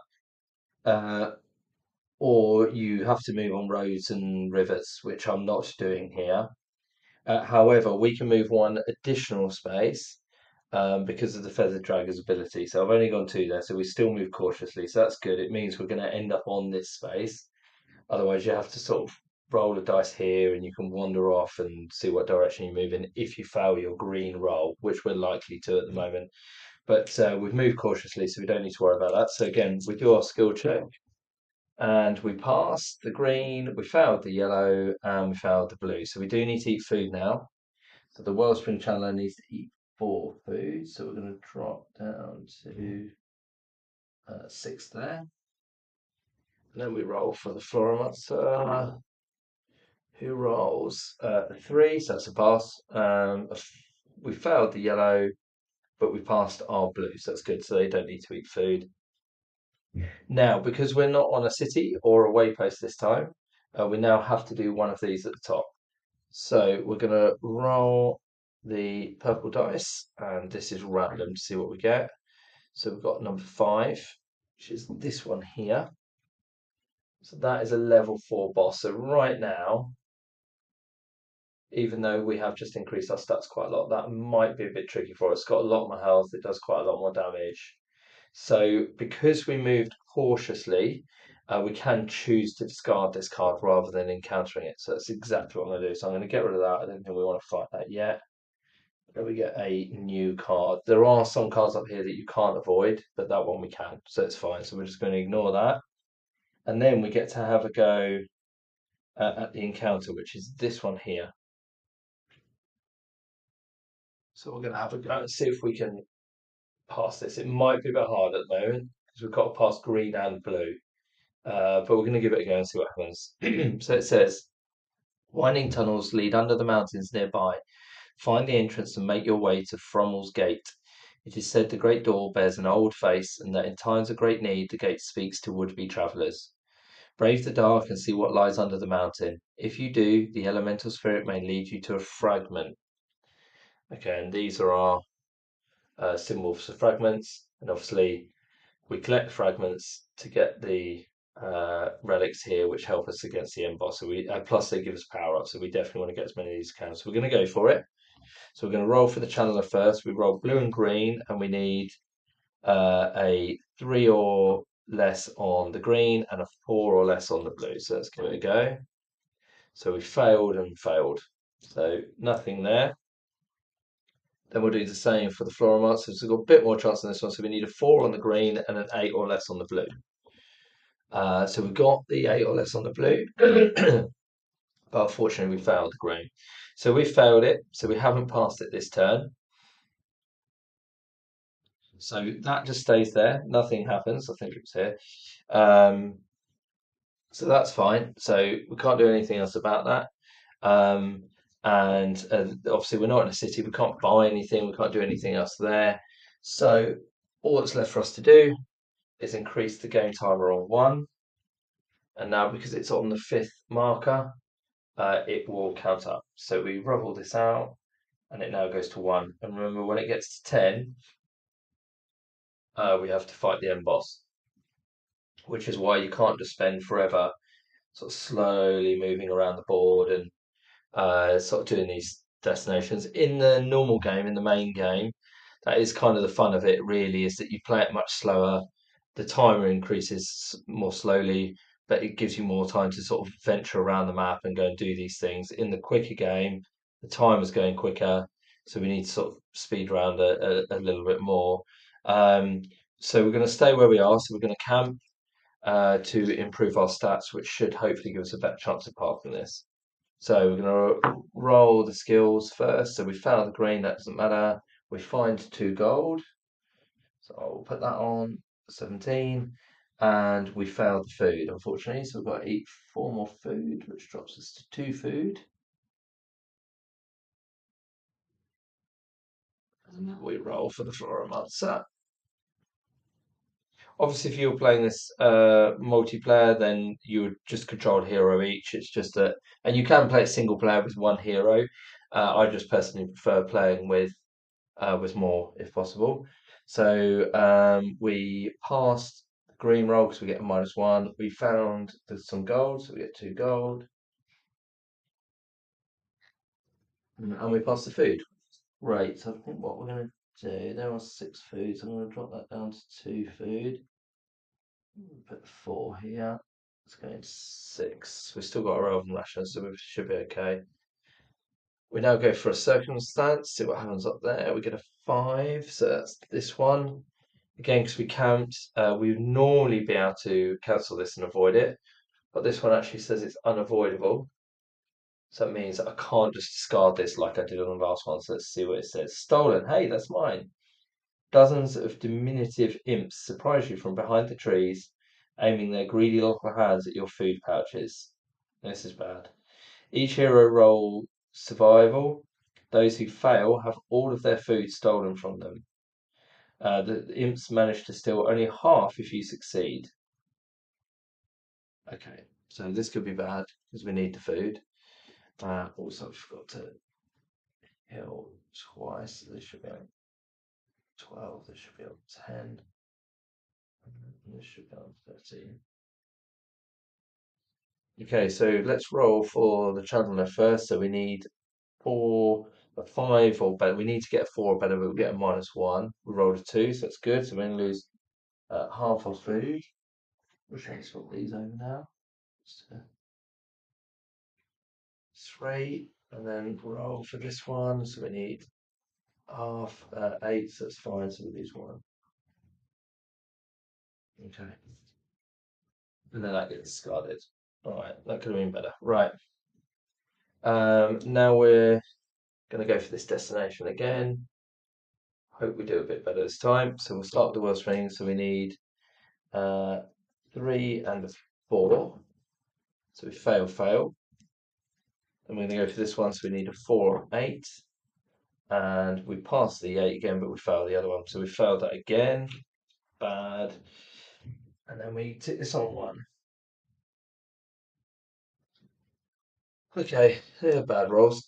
So we can either stay here again, we can camp again, and this time we'll get a -2, so that's obviously getting better as we go, or we can give up on this and move on, but I think I'm going to give it one more try as we're here, and I really want those relics. So we're going to camp again, so -2 to all our rolls, so pass, fail. So we don't have to eat food though, so that's good. Pass, that's a pass because it's -2 now, and we get a hex. So we get to roll for a seed. So we will do that.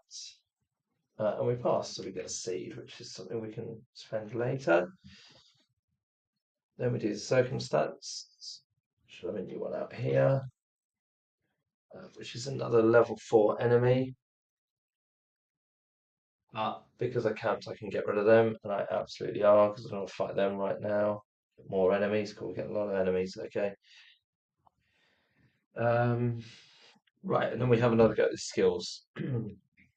Hope we get a bit more success this time. So -2 now. So we've failed and passed that. So now this one. Okay, at last. So we've got a 5 and a 4 with a -2, so we've passed both of those. So finally, we got what we needed. Took a bit longer than expected, but it does mean we get 2 fragment cards, which will give us a load of goodies. So that's good. So we're going to take those now. So we get Scepter, which is good. So we need Scepter, plus we get the bonuses at the bottom. Then we draw the extra one for the speed up. So we get the glaive, which we don't need that. Then we get the second one.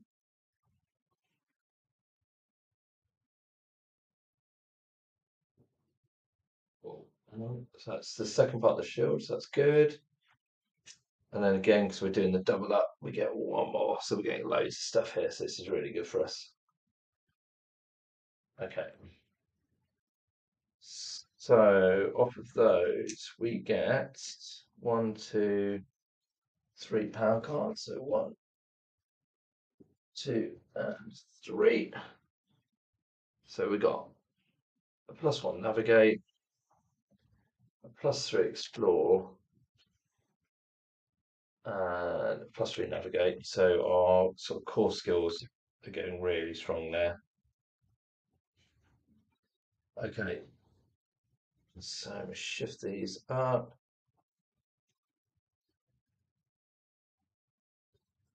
and then I'll start to put these in. So we'll start at the top. So we get 1 to our attack, 8. And now we get 1 to this.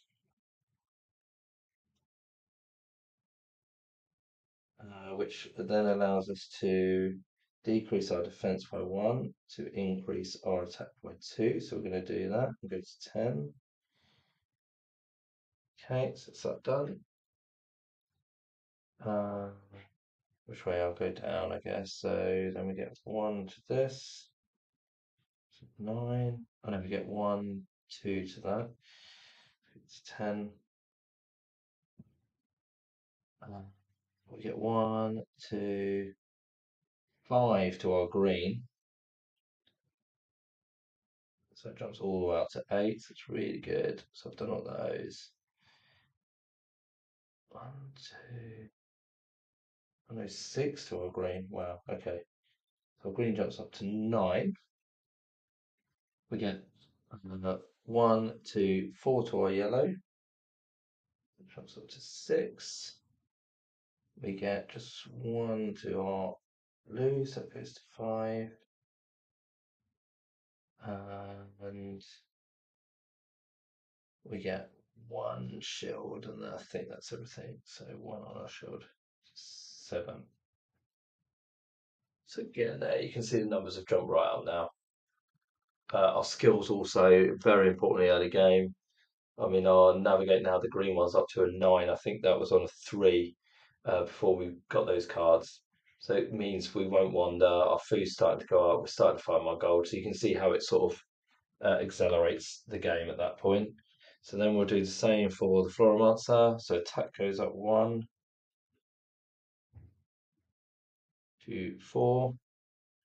We get 1 in our traits. And then each turn you gain a rank in Gentle, you may choose to permanently reduce your attack rank by 1 and increase your defend rank by 2. So we'll do that. So we're going to reduce this by 1, drop to 3, and increase this by 2 to go to 8. So that's good for our healing. That's really good. So it's basically the opposite of the aggressive. So we did that one. So our second mastery gets 1, 2, goes to 8. So it's making all our healing better. Our navigate gets +6, so that's at 10 now. So it means we can't fail that because the worst we can roll on the d10s is a 10. So that means we're always going to pass that now, which is fantastic. We get 4 to our yellow, so that makes that an 8. So we've got an excellent chance of passing that. And then we get 1 here, so it goes to 9. And 1 defend, I think it's the only one I haven't done, so it also goes up to 9. So again, you can see our skills at the bottom now. A 10, 8, 9, when I roll those each turn, very little chance of that being failed, which basically means we won't wander, we find more gold, we don't have to eat food. So it just makes all of that much, much easier now. So again, just to sort of point out really, because obviously their stats are getting accelerated really quickly, very early game just from a few cards. So normally, if we're playing the normal game, here we would have taken 2 fragment cards rather than 4. And on the fragment cards, we would have only have got to have chosen one of these rewards. So we could have taken this, this, or this. Whereas because we're playing the speed up game, we get all 3 of them. So that's why the stats on the heroes are going as quickly as they are.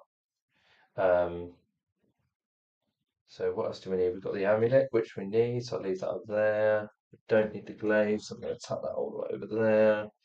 And we do need scepter though, so I'll put that there for now. I may need to move those in a bit, but we'll leave them. Actually, if I stack them down, this, and then we can see what we've got. So the shield has 3 separate parts. So we've got 2 of those 3 now. The amulet actually, that only has 1. So let's read this and see what this says.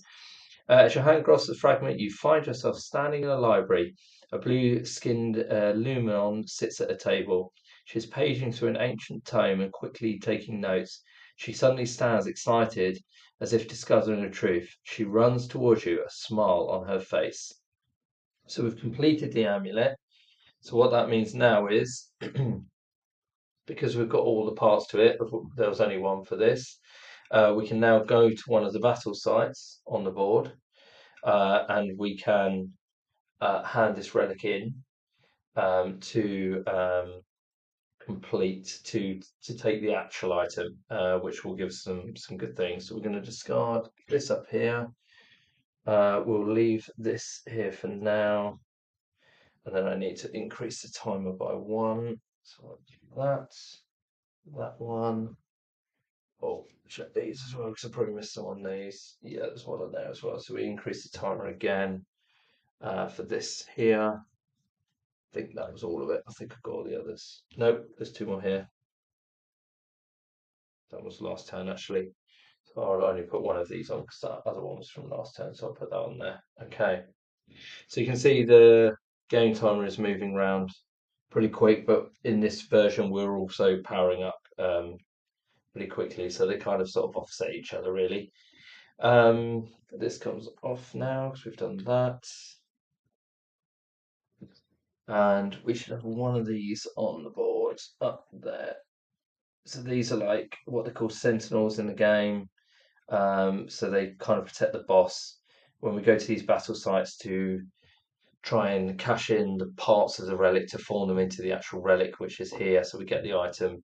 If there's one of these on the space, then we have to go and we have to fight that first. So probably not quite ready to do that yet, but we'll see. Okay, so I think what I'm going to do, we need to start coming back in this direction really, so we can get some of these bits, and we can maybe sort of fight a boss on the way, but they're quite a long way away from us, is the only issue there. Although we're unlikely to fail the navigate roll, I guess. So we can either keep going sort of off in this direction. We've got the map tiles, so we could put some more map tiles out onto the table. I missed this. I need to do this. Let me do that now. And keep sort of hoping that we hit some of these, or Um, or we can sort of work our way back across the board, which is a bit slower. Um, but there's stuff there, um, destinations there that we can go and explore and investigate right now. I'll just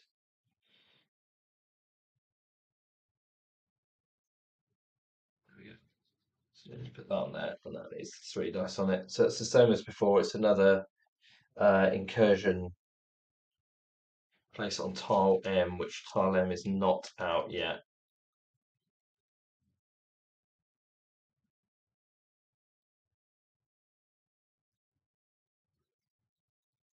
So we need to go and get that.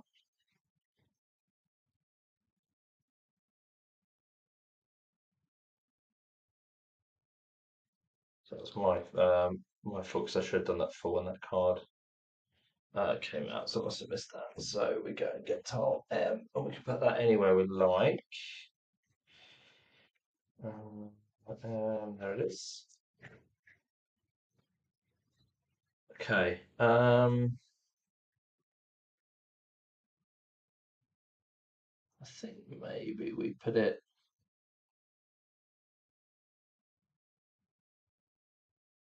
up here, possibly.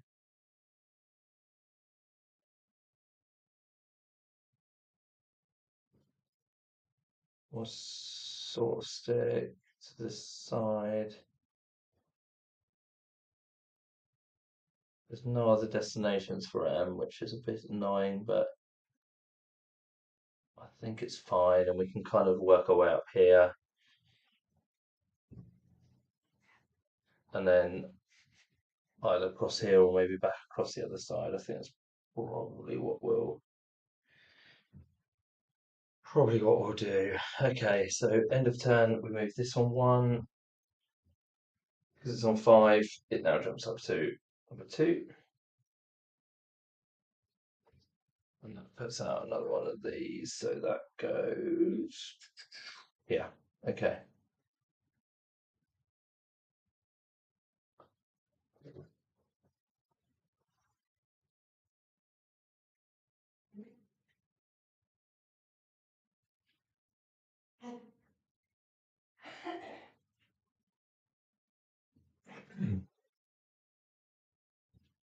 Okay. Let's see if we can speed up a little. So let's go 1, 2, 3.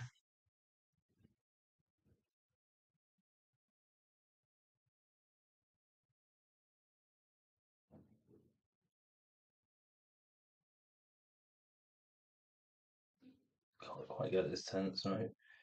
Yes, we can. 4, 5. Yep, that's fine. So that is normal movement. So roll skills. So we pass movement, we pass gold, and we pass food. So we get 2 more gold. And Monster passes movement, fails gold, and fails food. That drops down to 0. Then we roll for our circumstance, and we get a 2. So we move normally, so we have to encounter this now. We can't discard this. So we're going to fight some blood wasps. So I will put their stats in. So it's 18, 18, and then we do the usual thing to decide what we're going to do. So the channeler is going to use an energy. I forgot to heal energy up, so I'll leave that as it is. And they now attack for 10. No favoured opponent dice. The Floromancer is going to use their healing motes. So that costs us 2 energy, so it drops to 12. And Healing Ray. That's a 4 here. That's now great 5. And they heal 4 each.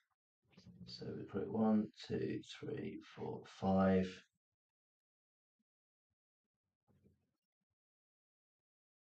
So because of our pumps now, we now create 5 of the healing motes that heal 4 each.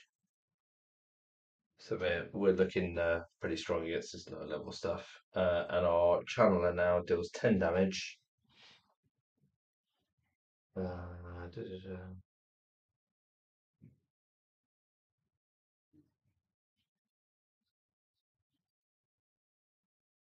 And they take double the burn damage now as well because we're on rank 10 of that ability. So they're now going to take 6 damage at the beginning of every turn. So this shouldn't be too much of a problem for us, I don't think. Okay, let's roll for the wasps, see what the wasps do. They do 1, so they do 4 damage to both heroes. And then we have to roll survival, so that is the blue dice, and any who fail are poisoned. So let's roll for the survival. Passes, so we don't get poisoned. So they both take 4, but I will use 2 of the healing motes to so they both take no damage in effect, and then we get to increase our trait as well on that. Uh, so we can do that twice because they both used it. That increases that to 2. And then we can decrease our attack by 1 to increase our defense by 2. So we will do that.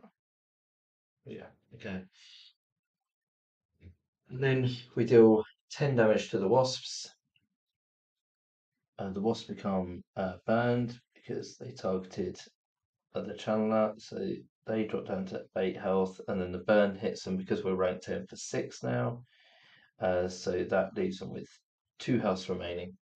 And then we'll just do a normal attack for 10, and the Florimancer will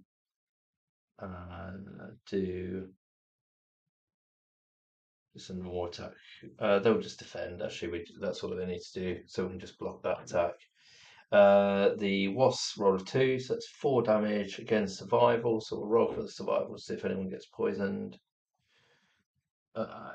He does, but I'm going to use his ability on his race. So it says once per game turn for 2 energy. So we'll spend that now. Drop to 8. You may re-roll any failed skill roll using the fate dice. So we're going to do that.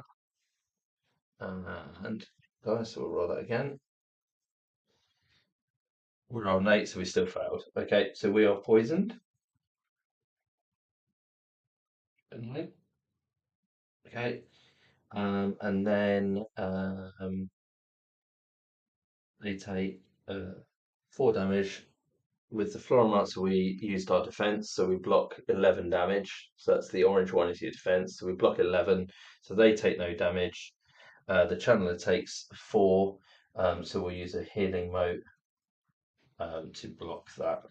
I guess that's a point on there. Okay, and then the wasps take 10, so they're gone. No longer burned, but we do stay poisoned.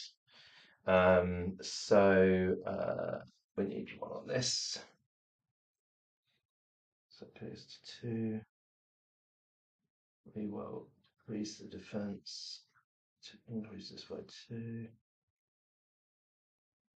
Yeah. Okay, and then poison.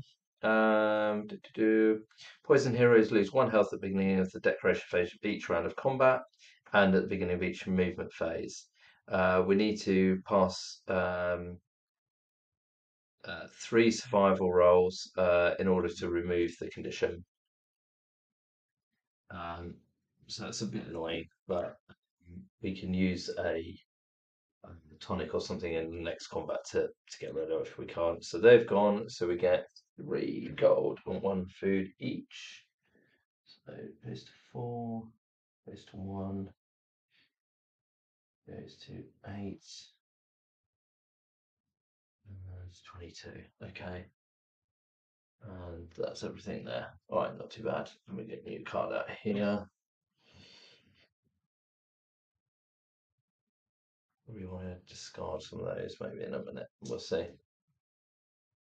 Okay, so we've done the circumstance. Now we're going to fight the mind wiped the mind wiped mob.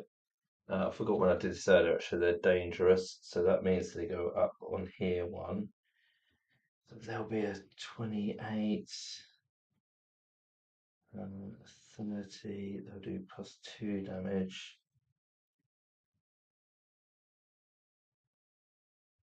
Yeah, that's fine. Okay. So the first thing I'm going to do this turn is defend with the Chandler because they're still poisoned. So that means I can use uh, the tonic, which will remove the poison. So it's the first thing I'm going to do. So we're going to drop down to 1 tonic. We're going to defend there. And then the Floromancer's going to spend 2 energy to create. Make sure this hasn't changed. No. No. So 1, 2, 3, 4, 5 of the healing motes. Okay. And then we'll see what they do. They do 1 to 3. So this one here. So it's group energy drain. So they're hitting our energy this time rather than our health. They defend for 2 as well. So they get a +2 now because they're dangerous. So they do 5 energy damage. And then they defend for 2. So the Channeler defended this round, so we blocked 6 of that. So they don't take any. The Floromancer, can they use their?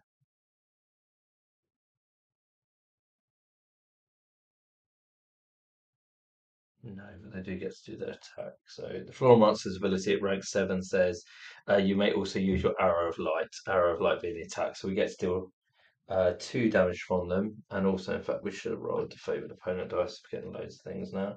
So that's 2 more. It's not going to do much, but it all helps. Okay, so he's not defending. When you use the top one, you can also defend once it's at a high enough rank, but we can't do that on the bottom one. So he's not defending. The motes we can only use for health. So he's literally going to take this as energy damage. So he takes 4 energy damage. So it drops to 6.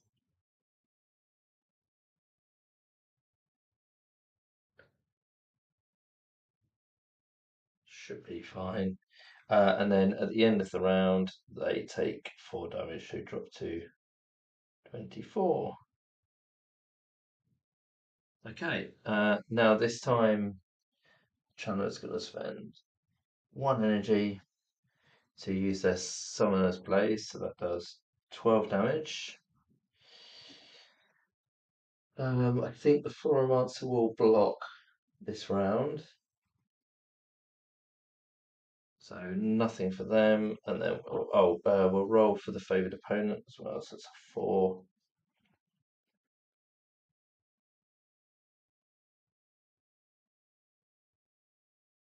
Yeah, that's fine. And then we'll roll for them, see what they do. They do a 4, so they have to spend 2 energy. 28 to use this ability. It says triple target health and explore. Targets who fail are knocked down. So they're going to hit both of them. And then for 4 damage.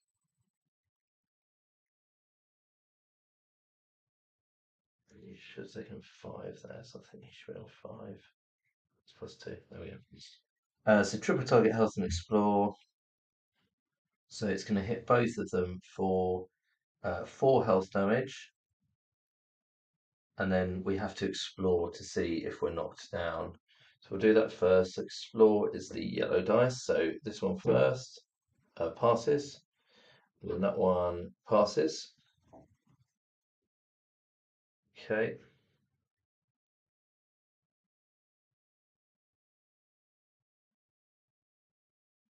So then they take 4 damage. So he blocks, so he doesn't. The Florence doesn't take any. So the Chandler takes 4, but we will uh, use one of the motes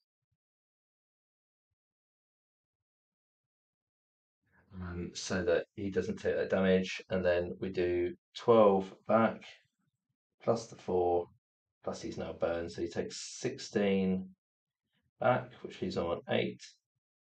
Then he gets the double burn, so leaves him on 2. So couldn't quite finish him off, unfortunately. Uh, the Chandler should have lost damage to poison, so I'll do that now. So he's down to 10. No, so he's tonic in the first round. Should be on an 11. He's no longer poisoned. There we go. Okay, so we'll just do a normal attack for 12. Favoured opponent damage is 5. And then the floor mouse is just going to defend, and then we'll see what they do. They do 3. So group energy drain again for 5. And they defend 2. All these things I'm forgetting, so it should be 4. Okay, so group energy drain for 5. Uh, the floral monster blocks, but the Wellspring enchantment doesn't. There's nothing we can do about that, so it drops to 2. But then we do 12, 17 damage to them, so they are defeated. And then because they're a dangerous opponent, we get this bonus doubled. So we're going to get 2 gold and 4 food each. Goes to 10, 24, and 4 food is good. So it goes to 8 and 5.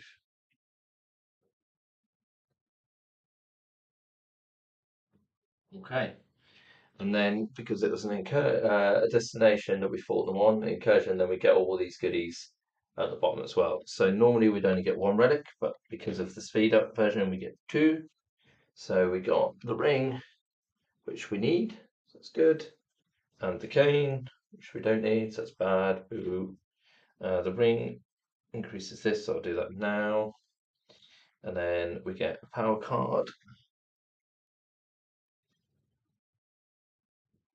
and then I would do, and then we get a chance to harvest for. I always forget what these are called. Do, do, do.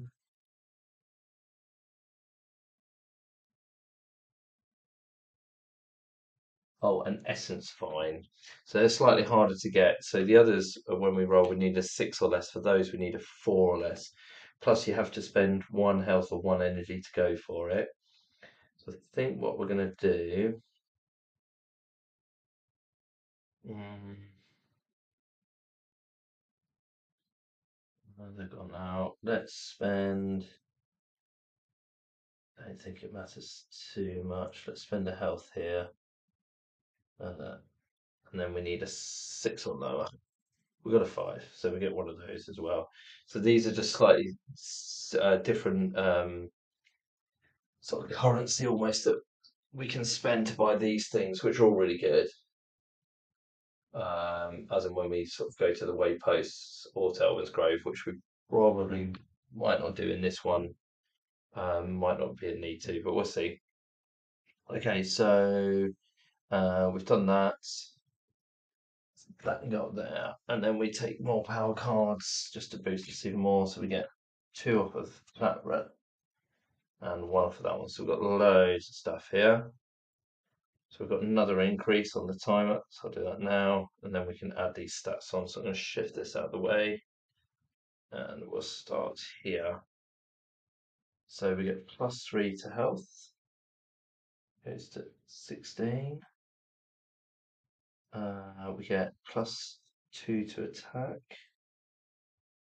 so it goes to 14. We get +1 to defense, 7.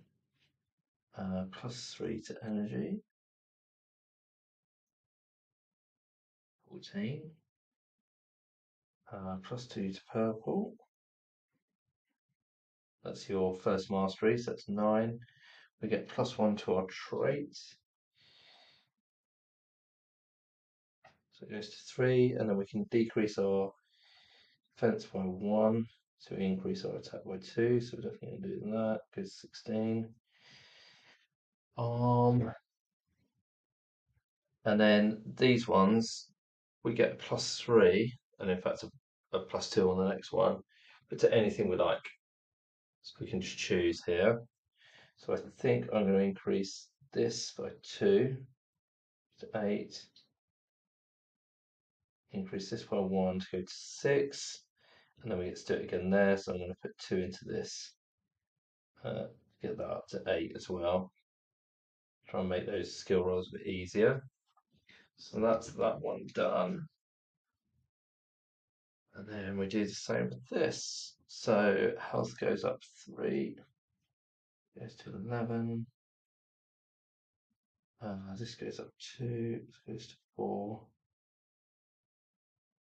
And that goes up 1, so it goes to 12.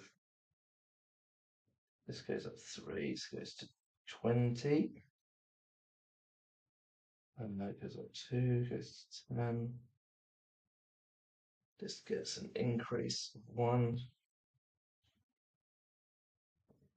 which allows us to decrease this 1 to increase this 2.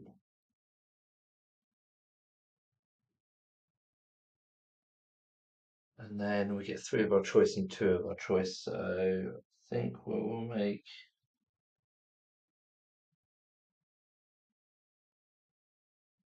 2 here to get that to a 10.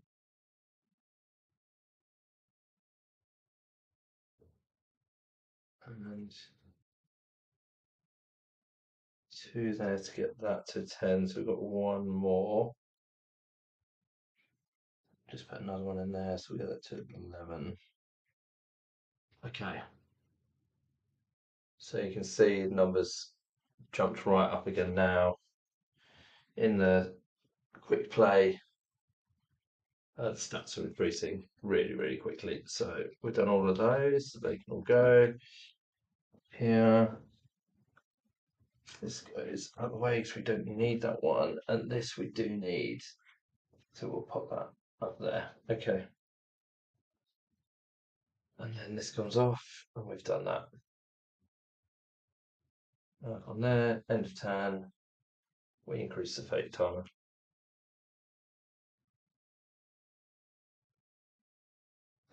So I think what we're going to do is we'll probably sort of come across here, fuck this bus in a bit. I'm probably going to try and put another tile up here. Maybe we'll make our way round.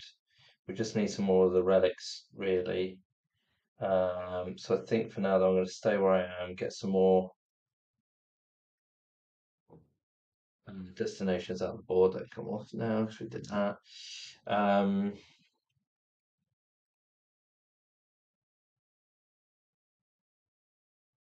Yeah, let's do that. So, and then we can spend what we need, though, really. Let's hit all of them both. 1, 3, 16, 6, and 9. Okay, I think we're just gonna count where we are. So roll the skill dice, and that is a pass, pass, and a pass. So we get 2 gold. No hexes, so we don't get to harvest anything. Roll again. That is a pass, pass, and a pass. That's 2 more gold. So because the vitals are right up now on these ones at the bottom where we're rolling these skill rolls, we pretty much pass them every time. But also, obviously, we're gaining 2 gold almost every turn now. So the gold's going right up, which allows us to just buy more stuff, which is almost what we're going to do this turn. We don't do circumstance because we're in a waypost, so we're going to put out some more destination cards, which are these ones. So we get one here, ooh, one here. We haven't got G. We have got M though, so that's good. So that is there. So we'll put that one on there. We can go and find that in a minute. We've got D, so that's good. That is. Oh, that's all the way over there though. That's not a problem.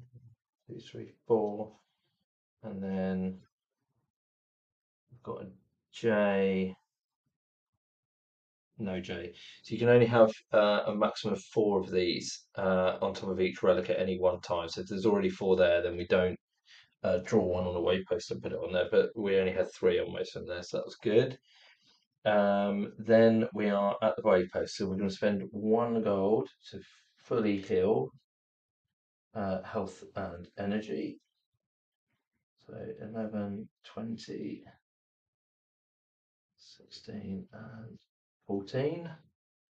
Then we're going to buy some things. So we're going to buy the workshop supplies, the second lot of those. Remember, we need 3 of those from 3 different locations, and then we can spend the gold to do upgrades. So it costs us 8 gold. We'll draw around 3 there. Um,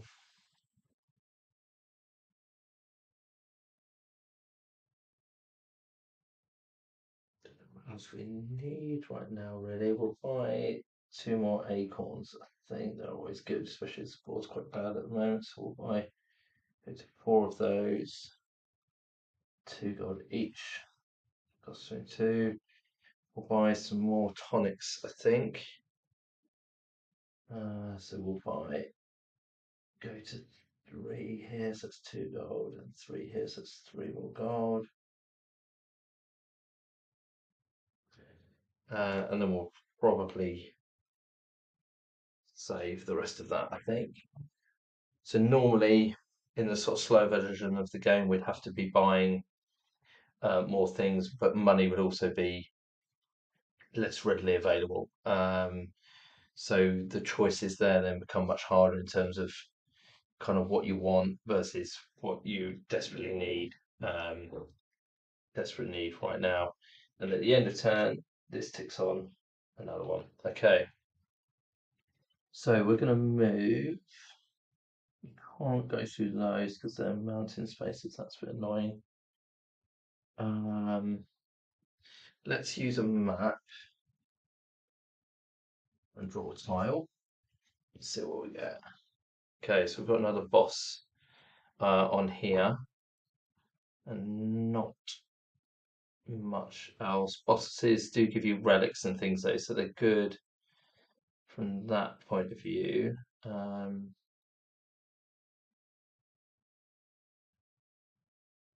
Maybe we could go and fight this guy. We'll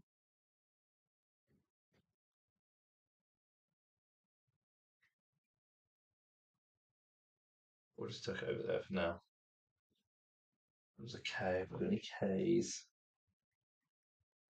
No, nothing for K. Alright, we've got any more maps? No, it doesn't look like it, so I'm going to take those off now.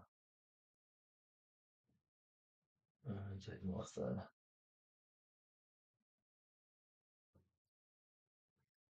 Okay. Um,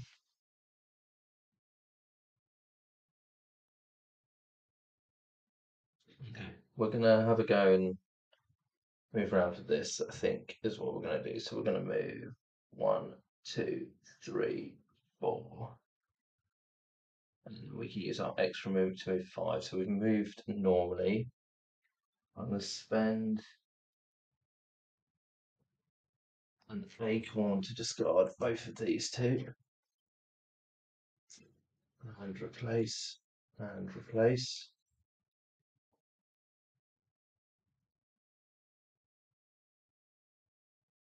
Um,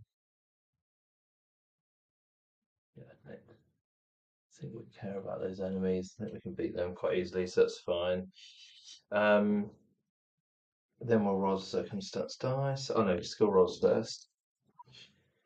So pass with a chance to harvest, and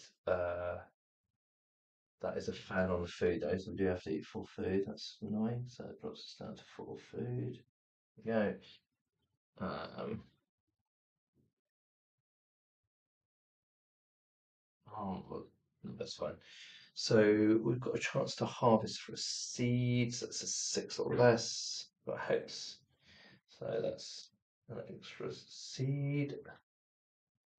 And then we'll roll for the follow. Pass, pass, and pass. So that is 2 gold. Dunk. Okay, then we do our circumstance, which is a 5. So we move normally, so we can't discard this. So we're going to fight this and get a new circumstance out. Okay, lots of enemies we get today. Okay, so we're going to fight a moon claw. So we'll give this a go. So it shouldn't be too bad. So it's 24 health, 20 energy. We're going to start off by doing 16 damage to it. And that costs 1 energy. So drop to 13. And then no, we don't get any favoured opponent dice. Yeah, we'll just use 2 energy to do our usual things. Let me just see, because I think these might have gone up. So look, so that's now 5. That is 8, 12. So that's 6. So we create 6 mates now. Heal for 5 each. So we should be right now, I think. Um, let's see what they do. They do 3, so it does 7 damage, energy damage for dual target energy, so 7 damage to each hero, and the first target becomes bound to the second. Okay, so it takes 7 energy damage each, which is a bit annoying because I can't block that. And then we need to see who's the first target. So the Wellspring Channel rolls a 1, but then gets +9 because of that ability, so that's a 10, so they're the first target. And then they become bound to the second target. So bound targets are tied to the life force of another being. Anytime the ally they are bound to suffers damage, bound targets lose the equivalent type and amount of vitals. Loss of vitals due to being bound is only applied once if 2 targets are bound to each other.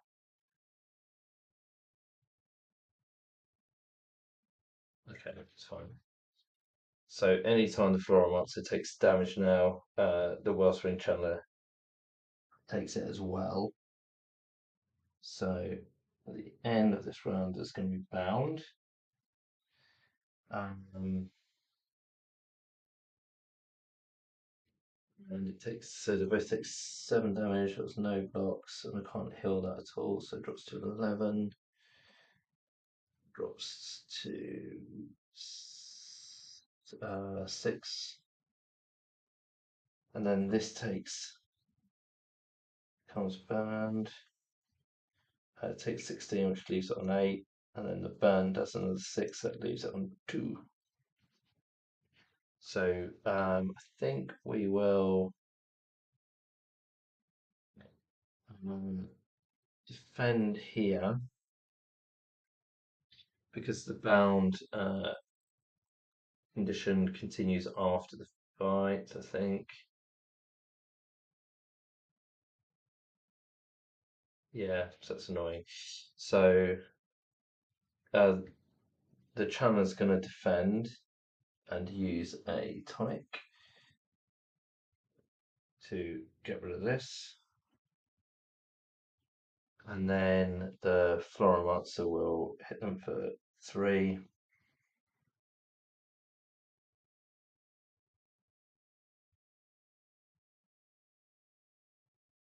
Oh, no, I forgot. At rank 7, you may also use Ray of Light, so that would be all they need. So in which case, though, we're still found. So just for anyone sort of watching back, uh,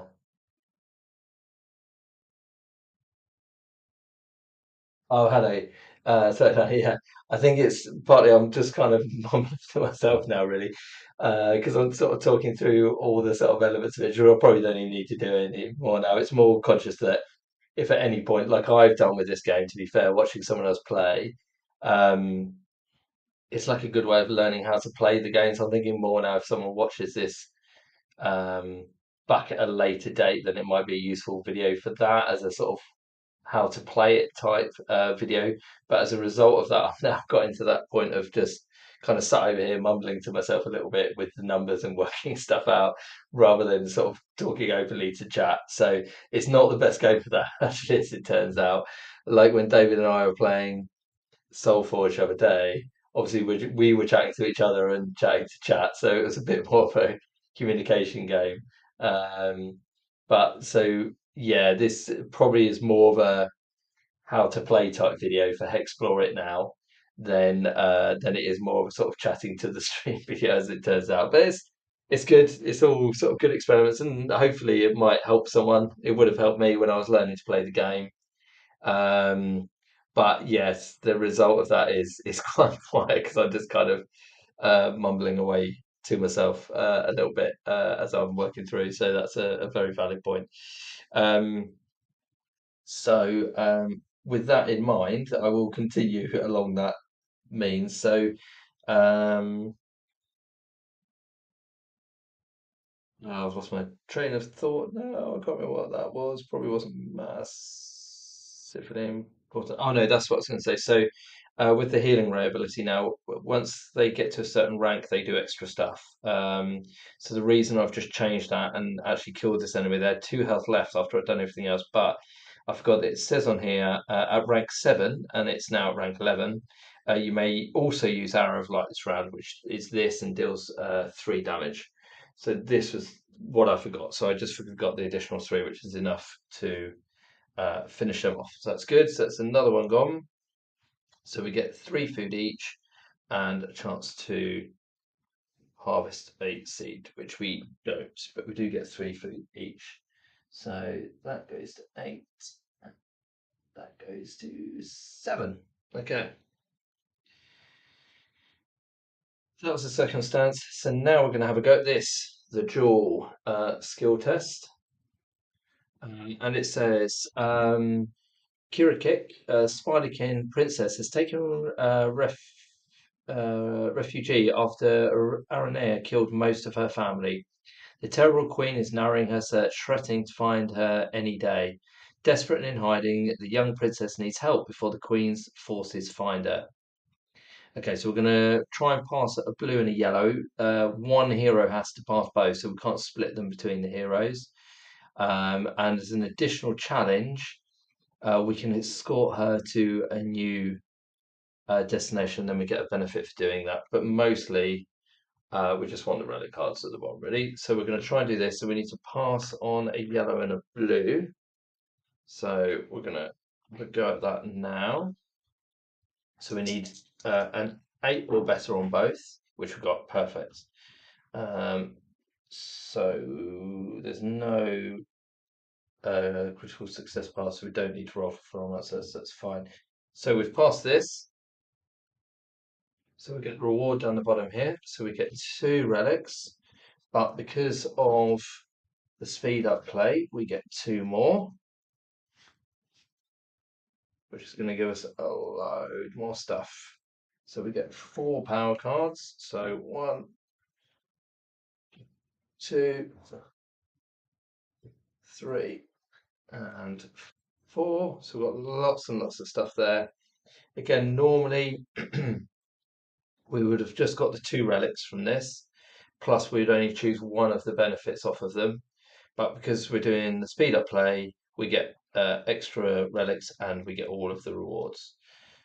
So I'm going to have an attempt at adding these stats on now. So let's grab the first one and we'll work our way through. So we get 1, 2, 2 to this, so it goes to 11. We get 1 to this, and in fact I forgot to do that, so it should be on there now. And that goes to 4. So we will decrease this by 1,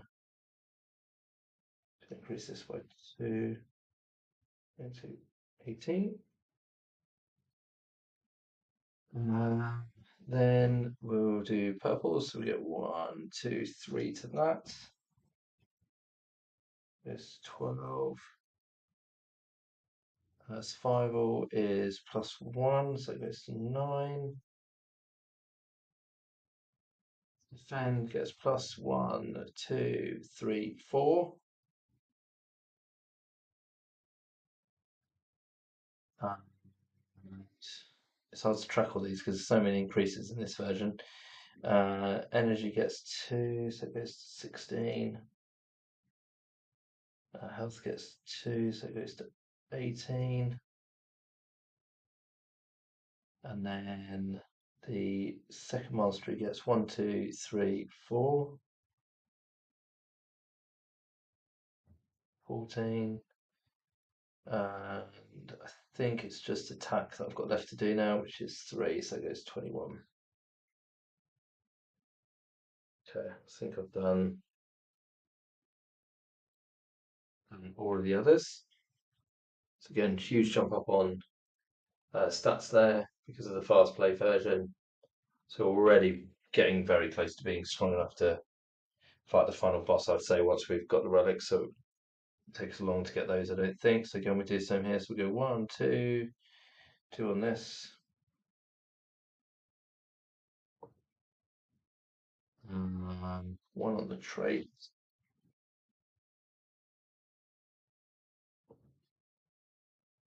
Which allows us to decrease this, to increase this. So 16. We get 1, 2, 3 to this. We've done that. We get 1 to this. We get 1, 2, 3, 4 to this. So that's really high now. And we get 2 to this. 2 here. And then we get 1, 2, 3, 4 to this. So the healing is really high now. 1, 2, 3, 4. So I've done that. Attack gets 3, so it goes to 5. And I'd already done the defense. I think that was it. Okay. So again, the skills at the bottom now are all above 10, 10 or higher, which means we can't fail those. At least not at this level. When you play on the harder levels, you get sort of +1s and stuff, so you can still fail that. And you can see our two key stats on this are this one, our defense, and this one here, which means these numbers over here will change. I'll do this in a minute. So we've got lots of healing now. So I think we should be fine. If we had the relics, we could probably have a go at the end boss sort of nowish, really, I think. Do we need any of these though? Scepter, shield, amulet, and ring. No. So sadly, we don't need any of those. I'll just get rid of all those for now. Not the things we're trying to build. Okay. And then the challenge, we can escort her to destroy the spider. If you help defeat her and keep her alive, the princess will take over the lair, becoming the new queen of the Spiderkin. Once per fate cycle, you may summon the Spiderkin encounter in combat to help you against your foes. So we might as well just take her along with us for now as an escort. So we're going to escort her towards this boss. So I'll add that one here. So here as a 12, 5 escort that we're taking, but we'll see how we get on with that. Uh, Good. Okay, let's see if we can. Oh, I'm right on the edge of the uh, map here as well. So as soon as you get to the edge of the map, you reveal a new map tile. So we'll pull that, yes, like this. If it'll fit, is it going to fit? Just. Okay. And then we check here, see if we've got any J's, which I think we have. Yeah, we've got one, which is well, okay. And then that's end of turn. So increase that, which bumps that up to three. And we put one of these out down here. Okay.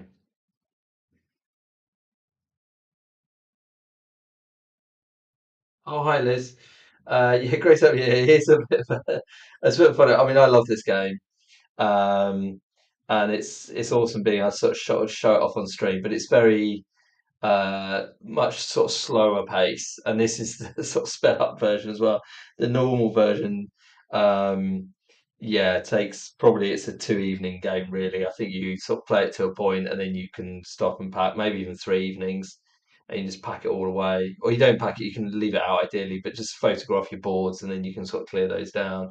So I think for stream, it's more one of just yeah, when I've watched other people playing it, when I was sort of interested in the game, I've very much just had it on in the background when I was cooking or just sort of pottering or watching something else, and just kind of let it tick through really, and would just occasionally sort of duck in if I heard something of interest or a sort of new mechanic in the game that I hadn't yet seen, little bit different to like Soul Forge, which is kind of like stuff's permanently changing and happening sort of straight away and instantly. But personally, I love these sort of games, these slower, longer games. I really enjoy them, and I'll happily play them over two or three evenings and just play them through slowly. Soul Forge brilliant though, Keyforge brilliant, but they're very much more sort of Radlands. I love that as well, but they're very much more sort of we'll play against each other for maybe an hour or so, and then that's great. We've played some games and we'll pack it up. Whereas this one has been a lot more of me sort of chuntering away to myself really and just playing. But we're happy, so we're doing all right. We've got the gaming group tomorrow as well. But again, yeah, great to have you here. But a slightly different sort of pace, I guess, for streams this evening. So definitely a good one to have on in the background. I think it's great that you're here. Really appreciate you being here for sure. Um, right, so let's see if we can speed this up a little bit now, and let's try and get some of these um, relics. I feel like I just need to start moving back across the board a bit, really. We can get up there though, so I think we'll do that. So we're going to go one, two, three. Uh, do I stop waypoint? No, I don't think we need to worry. Four, five. So we're going to go right at the top here. So it's normal movement, but we're fine on our skill roll, so it doesn't matter too much. Let's roll for the channeler, which is passes everything. So we get four gold, two gold, sorry. Then roll, which passes everything, and we get hex, so we get a chance to harvest. On a six or less, we get a five, so we get another one of these. We don't need these quite so much, the essence finds and things, quite so much in the sort of sped up version, but in the longer version, they're really useful to get sort of better items and stuff that you kind of need really. Then we do our circumstance.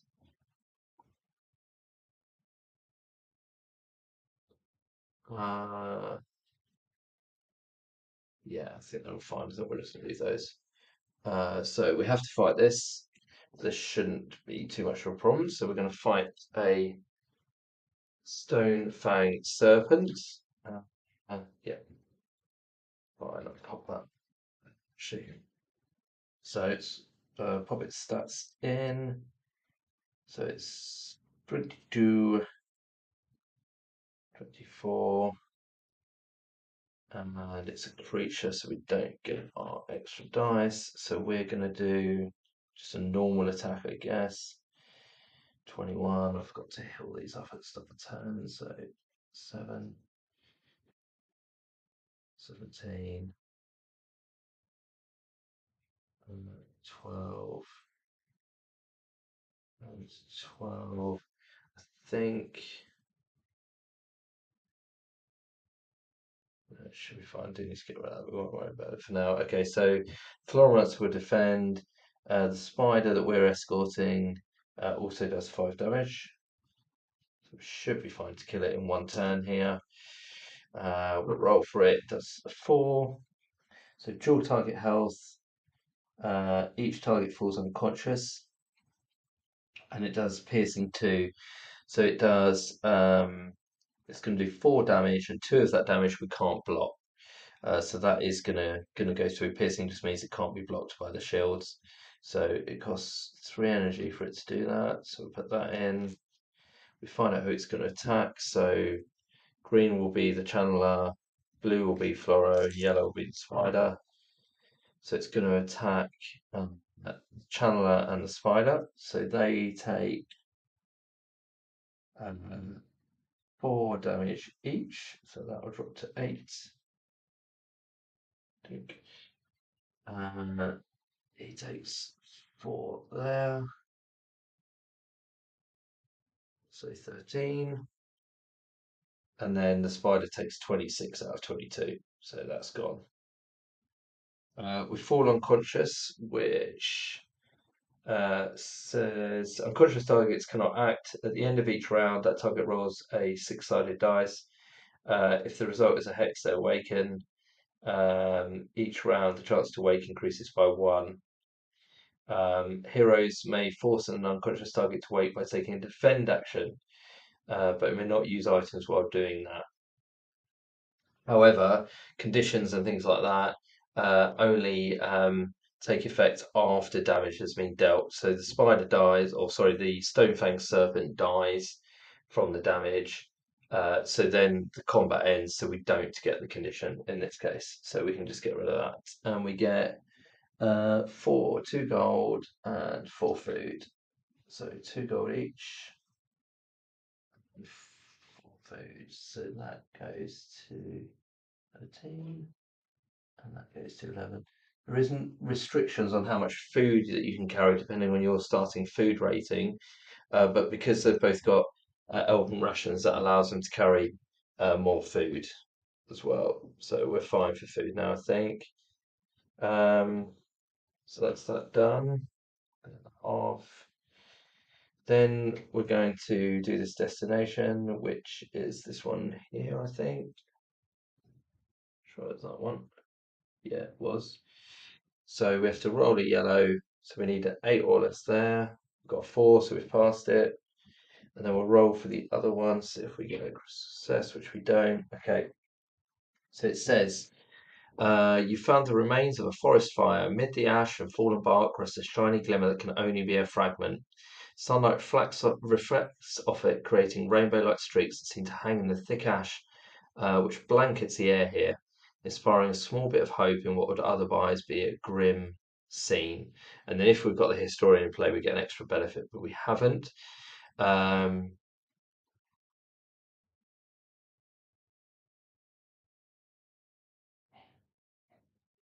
so we get 1 fragment, but that's 2 for us because we're on the speed up play.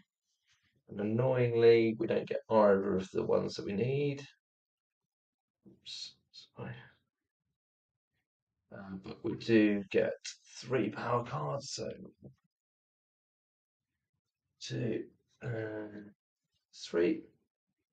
And then we can do our usual thing of getting our stats. So we're going to discard this. We're going to increase our stats. This also goes up by 1, so I'll do that now. It goes to 5. 1 on that.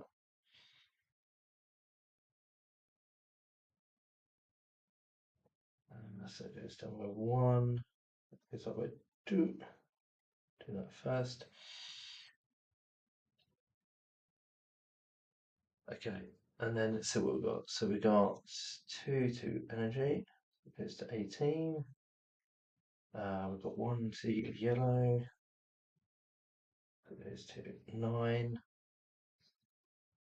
2 here goes to 14. 2 defense 10. 2 here 11. -1 food rating, so that means again it's less relevant now because we're kind of passing the roll every time. But early game that's really good. It basically just means we can drop this 1. So if we do need to eat, we need to eat 1 less food. But let's say it's fairly irrelevant now, probably because we're passing all those rolls anyway, and then we get 1 to that. Okay, so again, stats pumped, our attack's getting pretty good now. We're pretty much always going to pass the rolls at the bottom. Health's getting better, energy's getting better. So we're getting there. I think we could probably fight the end boss, but we just need to get some of the relics first. So then we do it here. So that goes up to 24. That goes up to 11. This goes up to 15. This goes up to 22. This goes up to 12.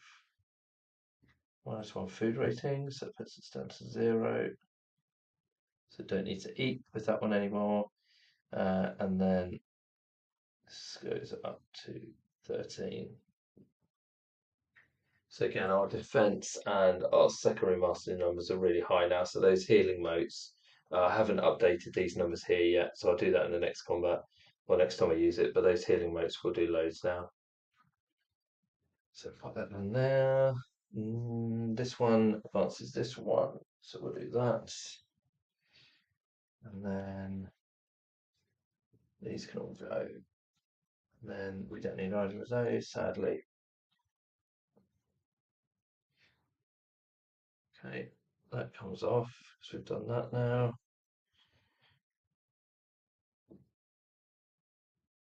Okay, and then end of turn. Right, so I think what we're going to do now, just in the interest of sort of trying to speed through and get to the final boss, really, is we're just going to whiz um, kind of to the bosses. I think we'll go and fight a couple of the bosses, maybe make our way down here. Um, so we can do a couple of boss fights. They will give us like relics as well, which should be what we need to get the final pieces. Because we at the moment we've got the amulet completed, but we haven't completed the others, so we need some more pieces, and then we can go and fight the boss. So I think we'll sort of aim for that now and see if we can whiz through a little bit. So we're going to go 1, 2, 3. So we're moving cautiously onto the boss. So we're going to fight the first boss. So we moved cautiously. So I'll just roll the dice. So we pass everything there. And fluoro is pass everything there. So both get 2 gold. So 28 and 6. And then we've got a hex on the blue. So we're rolling for a seed on a 6 or less. So we get seed as well. Okay. Then we're on a boss site, so we don't do a circumstance here, although I should have refilled that. So we are going to fight the first boss. This guy should be pretty easy for us now. He's a level 1. Obviously, if we'd fought him earlier, that would have been more of an issue, but it shouldn't be a problem for us now. So this is the first boss, Mariko. And you can see he's going to give us a fragment, so that'll actually give us 2 fragments. So we should be able to hopefully sort of whiz through it a little bit. So if I pop him over here, maybe that'll probably work. I'll put the mat here. Okay. Right. So the bosses work in the same way, pretty much. Only rather than having sort of the grouped abilities of the D6, each face value is a different ability.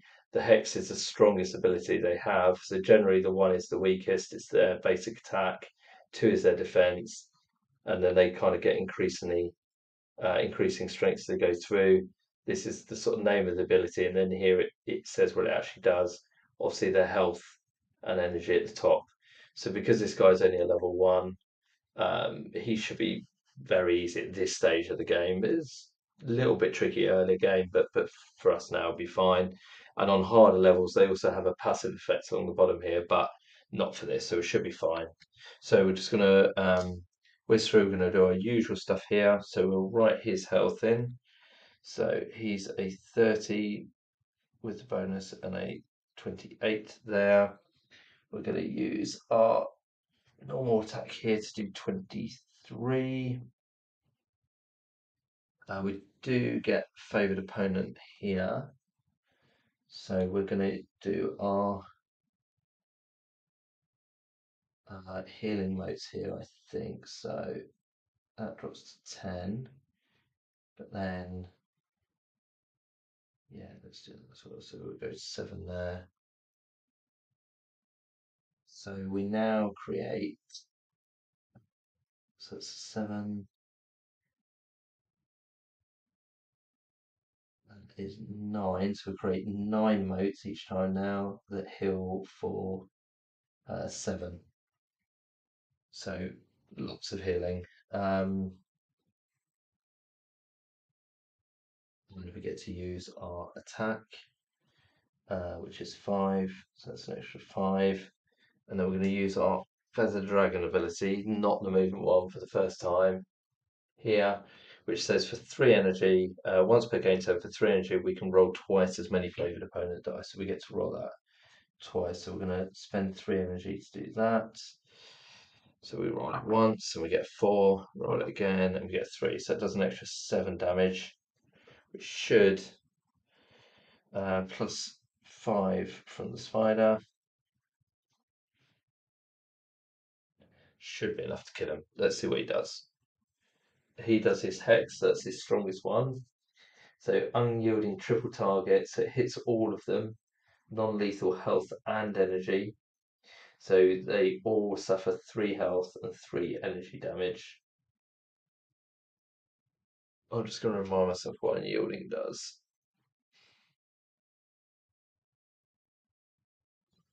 So a quick look, that's always the one I can never remember. Let's have a look.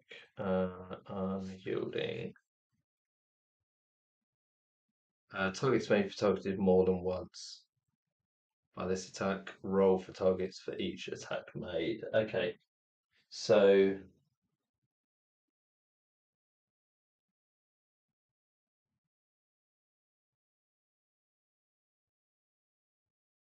non-lethal just means that it can't drop below 1, but this is going to hit the channeler 3 times because he's always going to be the highest target now with the increase here.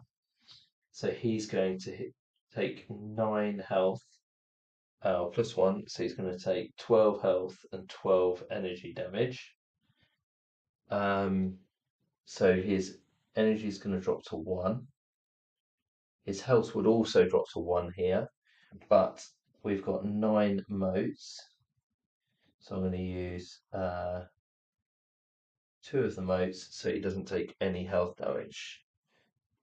It's that 1. And then we do 23, 28, 32, 39 damage. Shall we kill him? So he's gone 1 round. But obviously level 1 boss at this stage of the game is fairly straightforward for us. So then we get some rewards. So we get 2 fragments. Sword, we don't need that one either. So we're not getting very lucky with these. And the sword again. So we're not doing very well getting the fragments we need, but we still get all the bonuses. So we'll take those. So we get 2 power cards. One, oh, this one. And then the other stats. We get +1. So also on the boss rewards, one of the heroes can take the +1 defend, the other one gets the item. So we'll grab that in a second. Then we get an extra power card each, and then we get the golden food. So we're going to get another two of these, which applies to everybody. So big stats increases there, and then we get the food and reward. So I will just sort all this out quickly. So attack is going up by 1, 2, 3, 4, 5. So 28 attack. Second mastery is going up just 1. So that is 15. That's going up to 1 to 12.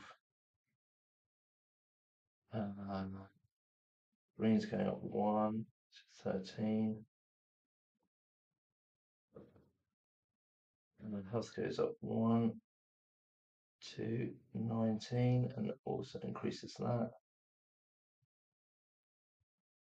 And then defend goes up 4. And then that's done. Okay, and then we need one mark on this. Yeah. Okay, so that's the channeler done. Same for the full monster, so it goes up by 1, 2, 3, 4, 5 attack to 10. One down here to 13. One here to 14. One health 14. Plus increases here to 13. 4 to defend.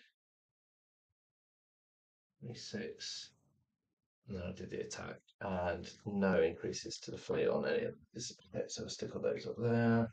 Sword we don't need, unfortunately, so we'll just get rid of that. And then we get 3 gold each and 2 food.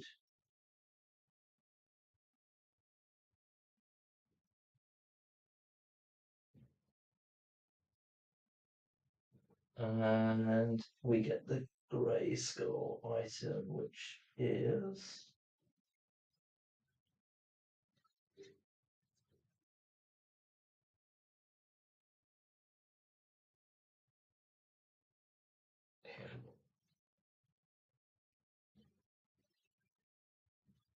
okay. So this is the uh, item that he drops as well that we get. And then when one of them equips this, we'll also get this wielder bonus, so we get +2 to the energy. So I'm going to give that to um, the Flora Master. I think he needs the energy more than the other one for his heals. So put that on him, and he gets a +2 to that stat as well. Okay, so stats looking good. We just need to find the relics so we can fight the final boss, I think. So we beat a boss, so then we put a brown hex over that because you can only fight each boss once. And then end of round, increase the fate timer. Okay, let's go and get another one, I think. So we're going to go 1, 2, 3, 4, 5, 6. So because we moved on a path the whole way, that counts as cautious movement. We get an extra movement because we're playing the speed up version of the game, so it gets us to 5.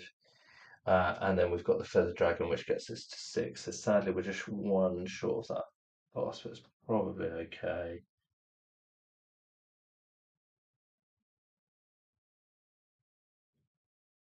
And we will spend an acorn, I think, to discard 2 consequence cards before we do anything else. So we'll get rid of this. And I guess we'll get rid of this for now, see if we can get some treasures. We've got an event. Okay, and another enemy, that's fine. We moved cautiously because although we moved 6 spaces, we moved on a river or path the whole way. So skill rolls, pass everything, and chance to roll for fine at 4 or less, which we don't get. We do get 2 gold. Then roll for the fluoro. which passes everything. So it goes to 11 gold. Okay. What these acts? I need to update these now, so we've got rid of those. Okay. Then we roll for the circumstance. We roll a 5. So we can discard this if we wish. An old Corrigan shaman has crossed your path. He's proud to know there are still heroes willing to face the Magi, but is concerned you won't have the power capable of stopping her. He offers to trade with you. You may purchase items that are normally available on wayposts, or items that are worth 4 essence fines or less available in Elven's Grove. The lonely shaman stays with you until you move into a battle site, waypost, or Elven Grove. Okay, that's good. So he just stays with us. We can buy some things now. So we'll buy some workshop supplies for 8, which is our third set for those. So that allows us to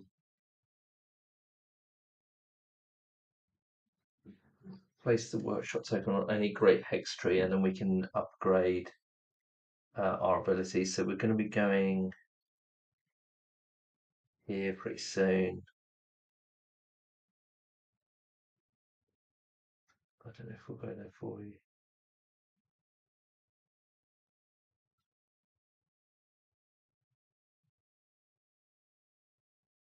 Just for yeah, so we've got a bit more time to get a bit more gold before we go there. So that's good. Um,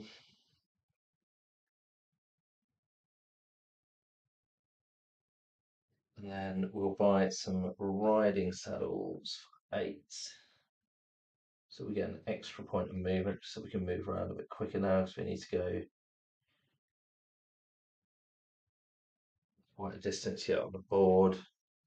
I think we keep the rest of it.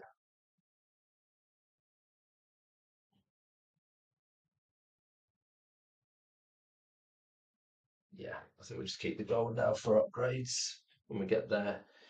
Okay, so that's the circumstance done. There's no destinations to do here, so we just move that on one. Uh, yeah, so we're gonna move in there cautiously and find the boss. So roll the skills. We pass everything, so we get 2 gold. And a chance 4 or less we need. We don't get that, so we do get 2 gold though. So 29. So I'm just trying to whiz through a little bit now, just so we can kind of get to the end boss really. So we get 2 there, everything else passes. I think we're strong enough to beat her now, but we need the relics to they negate some of her abilities. Basically, without that, I think we might struggle. So I'm just trying to whiz through the turns a little bit, um, just so that I can show the final boss on the stream. Really, particularly as say for anyone who's watching this at a later date on how to play the game. So I'm just going to try and race through a little bit now if we can. We don't get circumstance because we're on a boss tile, so we're going to go and find this boss, which is number 3. So Tharos. So we're going to be fighting this guy here. So you can see more health on him straight away, more energy as well. So a little bit tougher. I mean, we should still be fine. He's still only a level 3, but you can see how the sort of bosses scale up. So let's give this guy a go and see how we do. Should be okay, I think. So he's going to be a 48 and a 34.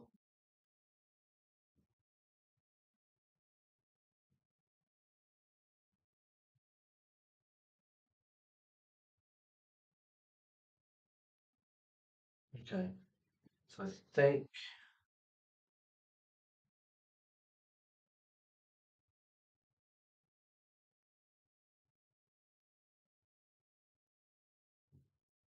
we're low on energy. I forgot to increase. It keeps getting to increase. So let's do the increases now. So health goes up by 1.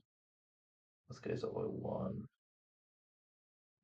and then spend his energy to do 28 there.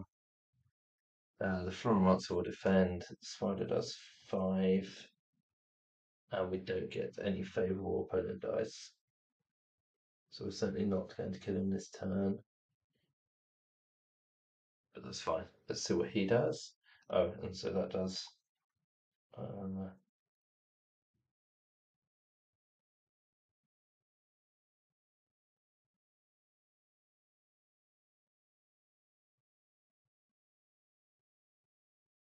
yeah, that's fine.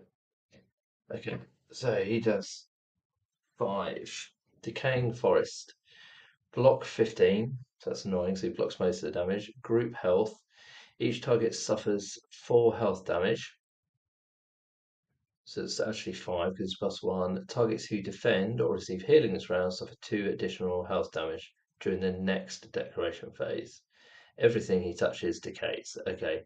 So they each suffer 5 health. So the spider drops to 3. That he blocks all of it. And then he takes 5, so it drops to 10. Um,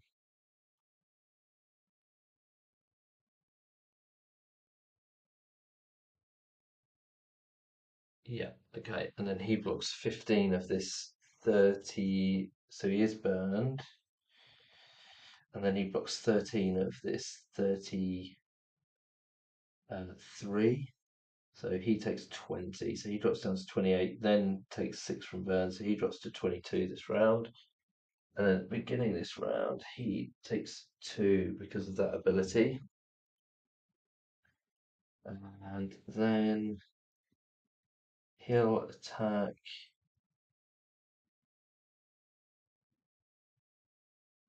for 28. I'm going to use his ability to go to 0 health. So then he'll do an extra 28.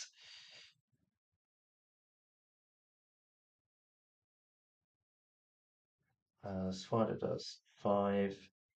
And then he's going to use 2 energy to create healing motes, which is 7 here. This is loads now. 8, 16, 24. So that's 10. 1, 2, 3, 6, 9, 10. And each one heals 7. And he does his attack, so he goes to 10. Okay, and then he does number 1, branch whip, so single target health, so it's going to be him because of his ability. He defends 3, he does 3 piercing damage. A 1 target suffers 5 health damage and becomes entangled. Okay, so it all goes on him, so he's going to take 5 health damage, 3 of which is piercing, and he becomes entangled. So he takes a 5 health, but I'm going to use a mote to heal all of that. Is this now it's cleared and goes to rank 5, which means I can decrease that. I'm not sure I do now actually. I think it's fine. And then he becomes entangled, but I don't think that's going to matter because he's going to die. Tangled heroes must succeed on a navigate roll during the declaration phase each round in order to act normally. Well, I mean, he would pass that anyway. If they fail, they may only attack or defend and do so with a -3 penalty. But um, we are going to do 28, 56, 66, 71 damage to him plus the burn. So he gone. Okay, so it's another one down. So let's see if we can whiz through this. So we get 2 fragments. Which is good. We need to bring and the shield, so we've completed the shield now, so that's good. That does move this on 1, which moves this whole lot up to 4. Put that on there. Then we get one of these each from him. Oh, 2 notes, put that one back in. One person gets +2 attack, so we'll put that on him. We get workshop supplies, some extra. And then we get 14 gold and 2 food. So 9 there. That's 7 gold each, so 14 total, and then 2 food, 1 food each. So it goes up and that goes up. Probably doesn't matter now, to be honest. And then we put hex on him. Okay. Yeah, it's awesome, Liz. Yeah, it's not one of the quicker ones, this one. But thanks for being here as always. And yeah, look forward to seeing you tomorrow. We've got a really cool game tomorrow. I think it's sort of a group game with a bit of deception in it, which yeah, Tori and I are keen to show you tomorrow. So yeah, we'll show you that tomorrow. That'll be a good one, I think. But yeah, as always, thanks for being here. Liz. It's been awesome. So we'll see you tomorrow. Okay, so let's do some stats on this quickly. So health goes up 5, 8. So 27. And that goes up 3. Explore goes up 2.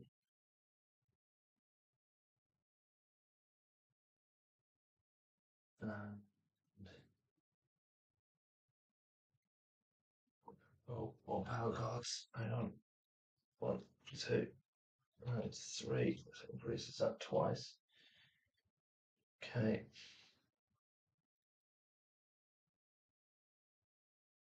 So explore goes up 2 more. Where do we go up to? So that's explore done. Defend goes up 1, 2, 3. 17. And health had already done. Health had already done. So it goes up 1, 14. It goes up 1, 13. And then attack goes up 1. First monster goes up 1. And second monster goes up 1.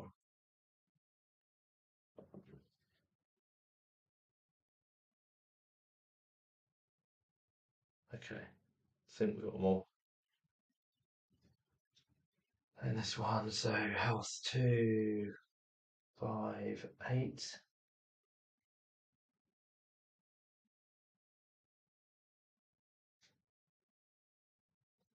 So 15 now.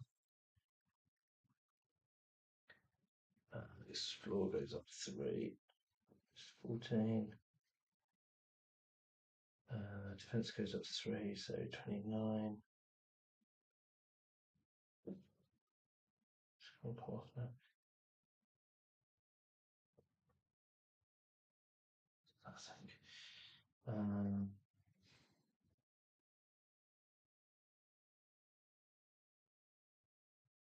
So I've done all those. We've done here now. So this goes up 1, 2, 15. This goes up 1, 2, 14. This goes up 1. This goes up 1. And this goes up 1. So I'm 8.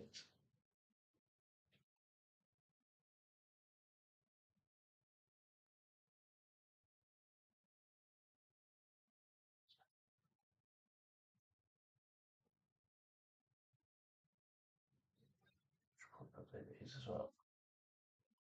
So 8. 62.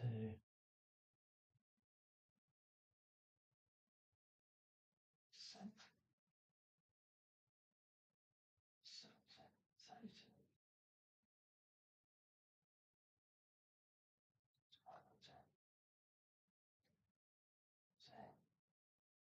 Okay. I did those, I think. Pretty sure I did those. Did all this. That's all done. And then we got the ring and the shield, so the shield's completed as well.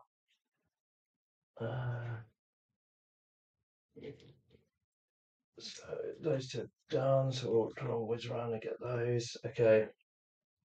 Then end of turn goes up one. Okay, let's go. Hill. One. And one. And one. And hill one. Um,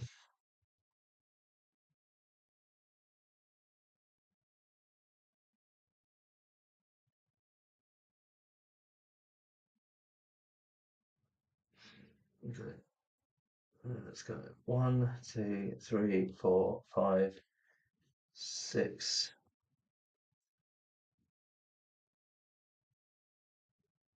And we'll move in here.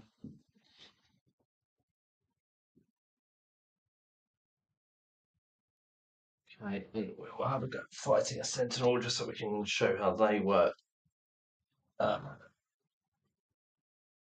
We're doing, yeah, we're doing about another half an hour or so. Hopefully we'll do it. Right, so before we do that, skill test, but we pass everything. So we get 2 gold, no hexes, so 2 gold each one, so 38 and 11. Go. Okay, so then we're going to have a go at fighting with the Sentinels. So basically, the Sentinels protect the battle sites. Once we've beaten them, we can access the battle site, and then we can turn these in to get the relics. I feel like our stats are plenty strong enough to beat the end boss now. So we literally just need the relics just to mitigate the ability. So I'm going to try and get 2 or 3, and then I'll probably just have a go for it and see how we get on. So let's write in the Sentinel stats. So they get whatever the fate is times 4, so it's 24, so it's 34 there. They get 16, so 26 there. Okay, so then we're going to attack. Yeah, sure, we can do that. So we go to 0 on that, and we attack for 31. Spider attacks for 5. And then guess we just heal here. So we're going to go to 1, which creates 11 motes. So 9, 10, 11 that heal 8 each. And we get to use our attack as well, so that's another 11. So it should be enough to kill him. We're super strong now, really. We just need the relics, and then we're certainly strong enough to beat the final boss, I think. But so, oh, we need to roll for what their extra ability is. So they get a 4. So when you fight the Sentinels, the first thing you do is roll the Fate dice, which is the D8 here, and it will just change one of their abilities. So I've rolled a 4 here. So it now means when I roll their basic attack, which I have done, you will refer to this ability on here rather than the ability on the card up here. So it just makes them, again, just increases that variability when you get to them. So he is doing a basic attack and he's doing the number 4 basic attack that I rolled on that. So he'll do that all the way through. So basic attack, 6 single target health and energy. So because he used his ability, he will be the target. And he heals 6. Additional effect: the Sentinel moves themselves and the group 1 hex closer to the center of the major at the end of every round of combat. Okay, so at the round of combat, we're going to move 1 space towards the center of this, which is quite annoying actually, because that moves us off the battle site. So it means we've got to move back in. But anyway, that's what that is. So it's fine. So he does 6 damage and heals 6. So we will use a mote to heal all of that, so we don't take any of that damage. And we got 1 on there. And then he heals 6. So all the damage is applied simultaneously, but we're doing 41, 42, 47. So we kill him by 13, plus he's burned, which does an additional 6. So even though he heals 6, we've got him. So then we get a power card, which applies to both, and we get whatever the reward is on the line that we rolled here. So in this case, we get 6 gold and a chance to harvest on 6 or less, which we get. So we get one of those, and we get 6 gold, which is a group reward. So 17, 44. Actually, we get a chance to harvest again, which we get. So it goes to 6. Although we don't really need those in this game as it happens, but we'll collect them. And then they both get 1 to defense. So going to 18, 30, and this triggers go to 6. And then we'll decrease this 1 to increase this 2. Okay. Right, but annoyingly, we then move to here. Here, I guess it is. It's probably closest. So end of turn. So we don't get to see the battle site this turn. So next turn we'll move back in. He's gone now. So we'll put him there.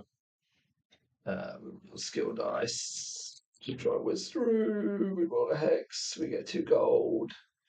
So 4 or less. Yep. So we get one of those. We get 2 gold. 6. One of those. On to the other one. Oh, 2 hexes. Okay, so we get 2 gold. 19. And then we roll for a 4 or less. Yep. And then a 6 or less. Yep. So we get 3 of those. 7 of those. I also should have healed to 2. And I won't heal that because we need to spend the energy to do the thing. But we heal that to 1. There. Okay.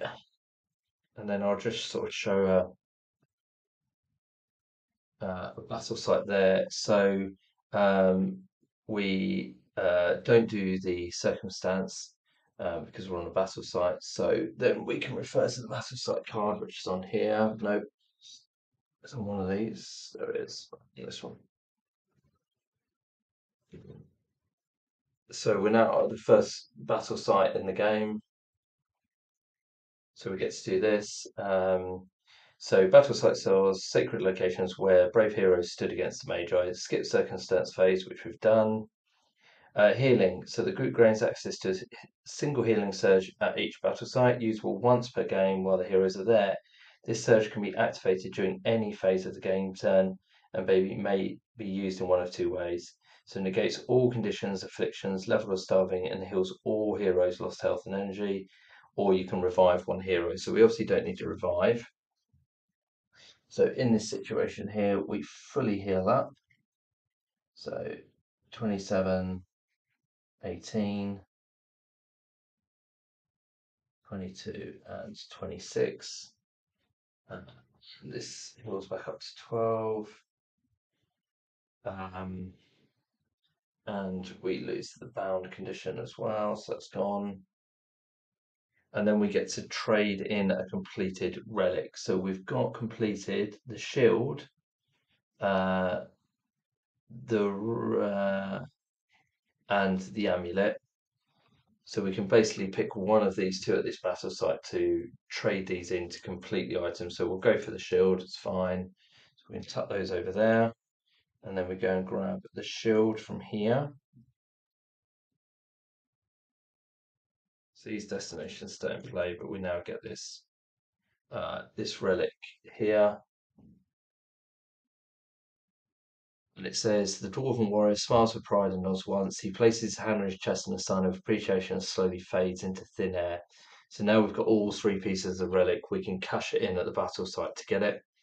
Once per combat, so it gives you an ability. During the resolution phase, you may change the action you made this round to defend instead. You become the only target of each attack your allies would have suffered this round. So it enables you to kind of take a hit and change your mind as well if you went for an attack and it turned out to be really bad. It negates the Soul Shield, so we haven't really come across any Soul Shield opponents yet. Actually, the Sentinels were that as it happens, but so it gives -10 to them, and it also negates one of the abilities against the final boss, which is the reason why we need these. So if we fought her now, even with the stats that we have on the heroes, we probably wouldn't win because her abilities are so strong. But by collecting the relics, we can negate some of her abilities. So obviously only four of the ones that she has if we collect all of them, but it just negates those abilities so they don't deal quite so much damage because they can be pretty rough, some of them. Also, when we equip the shield, we get a +5 bonus to our defense, depending on who has it. You can only have one relic equipped, and they all give different stats. So if we'd gone for the amulet, we would have got different stats there.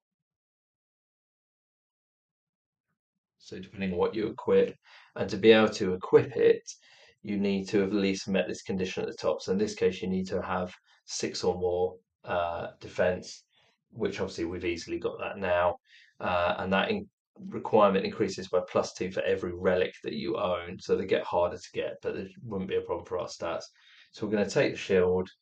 We would equip it to um, the Floromancer, I guess. Makes most sense to go on them. Um,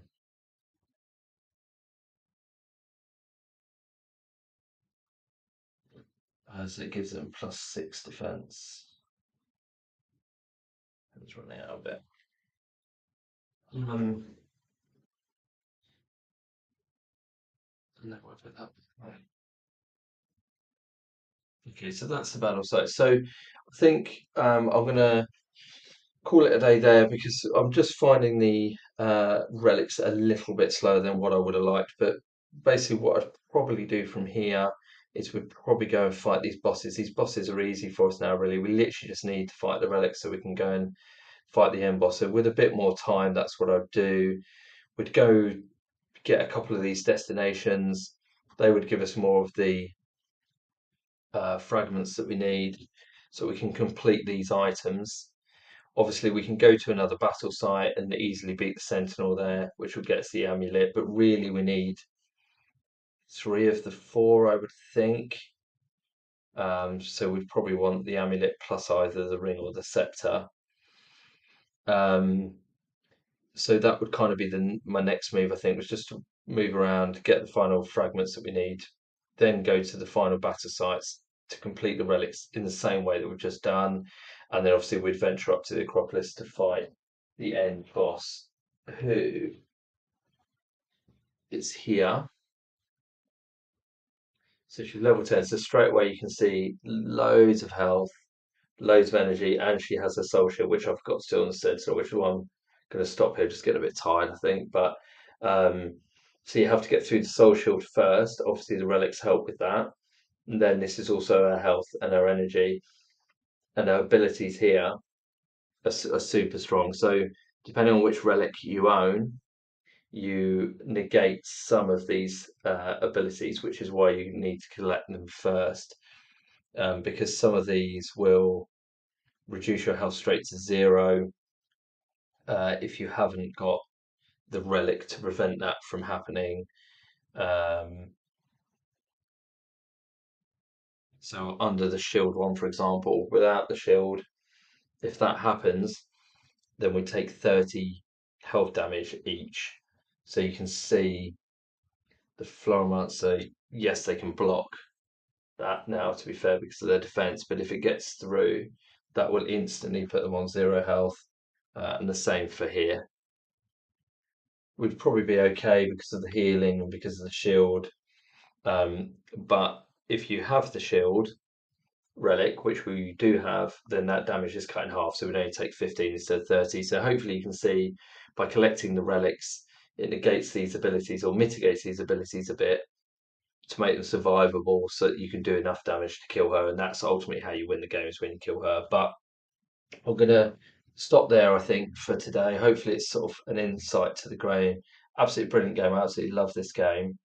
Um, But even playing on the quick play rules, um, if you draw badly on the fragments, unfortunately, it takes a little bit longer. And normally, I would just carry on playing and play through quite happily. But yeah, I think on the basis that I'm quite tired, I'm going to stop there. It's sort of given a good overview. We saw some bosses, we saw a lot of the exploration, we saw some of the destinations, we got a relic at the battle site. So the only thing we haven't done really is to obviously show the end boss. But I think it'd probably be another 30 to 40 minutes, probably, even playing quickly before I've got the fragments, got the relics, and then obviously got to that point.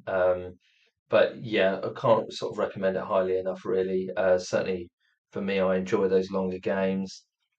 I love the theme, the sort of fantasy theme. There's different volumes that you can get as well that all have a slightly different theme. So I will play those at different points on different streams. But yeah, big thumbs up for this one from me. If you like that sort of fantasy theme, that role playing game theme, and you don't mind investing time into a longer game, then yeah, I thoroughly enjoy these. So big recommendation from me. But otherwise, thanks for watching. If you were here with us, thanks for watching. If you're watching this at a later date, please feel free to leave any comments in the comments. And again, check out the Koala Facebook page. Um, to find out more information about the koala community. And if you're local and part of the community already, then hopefully we'll see you at the gaming night tomorrow or at a later one if you're watching this at a later date. But yeah, that's going to be it from me for this stream tonight. So thanks for coming along, thanks for joining, and as I say, do come and join us at the koalas.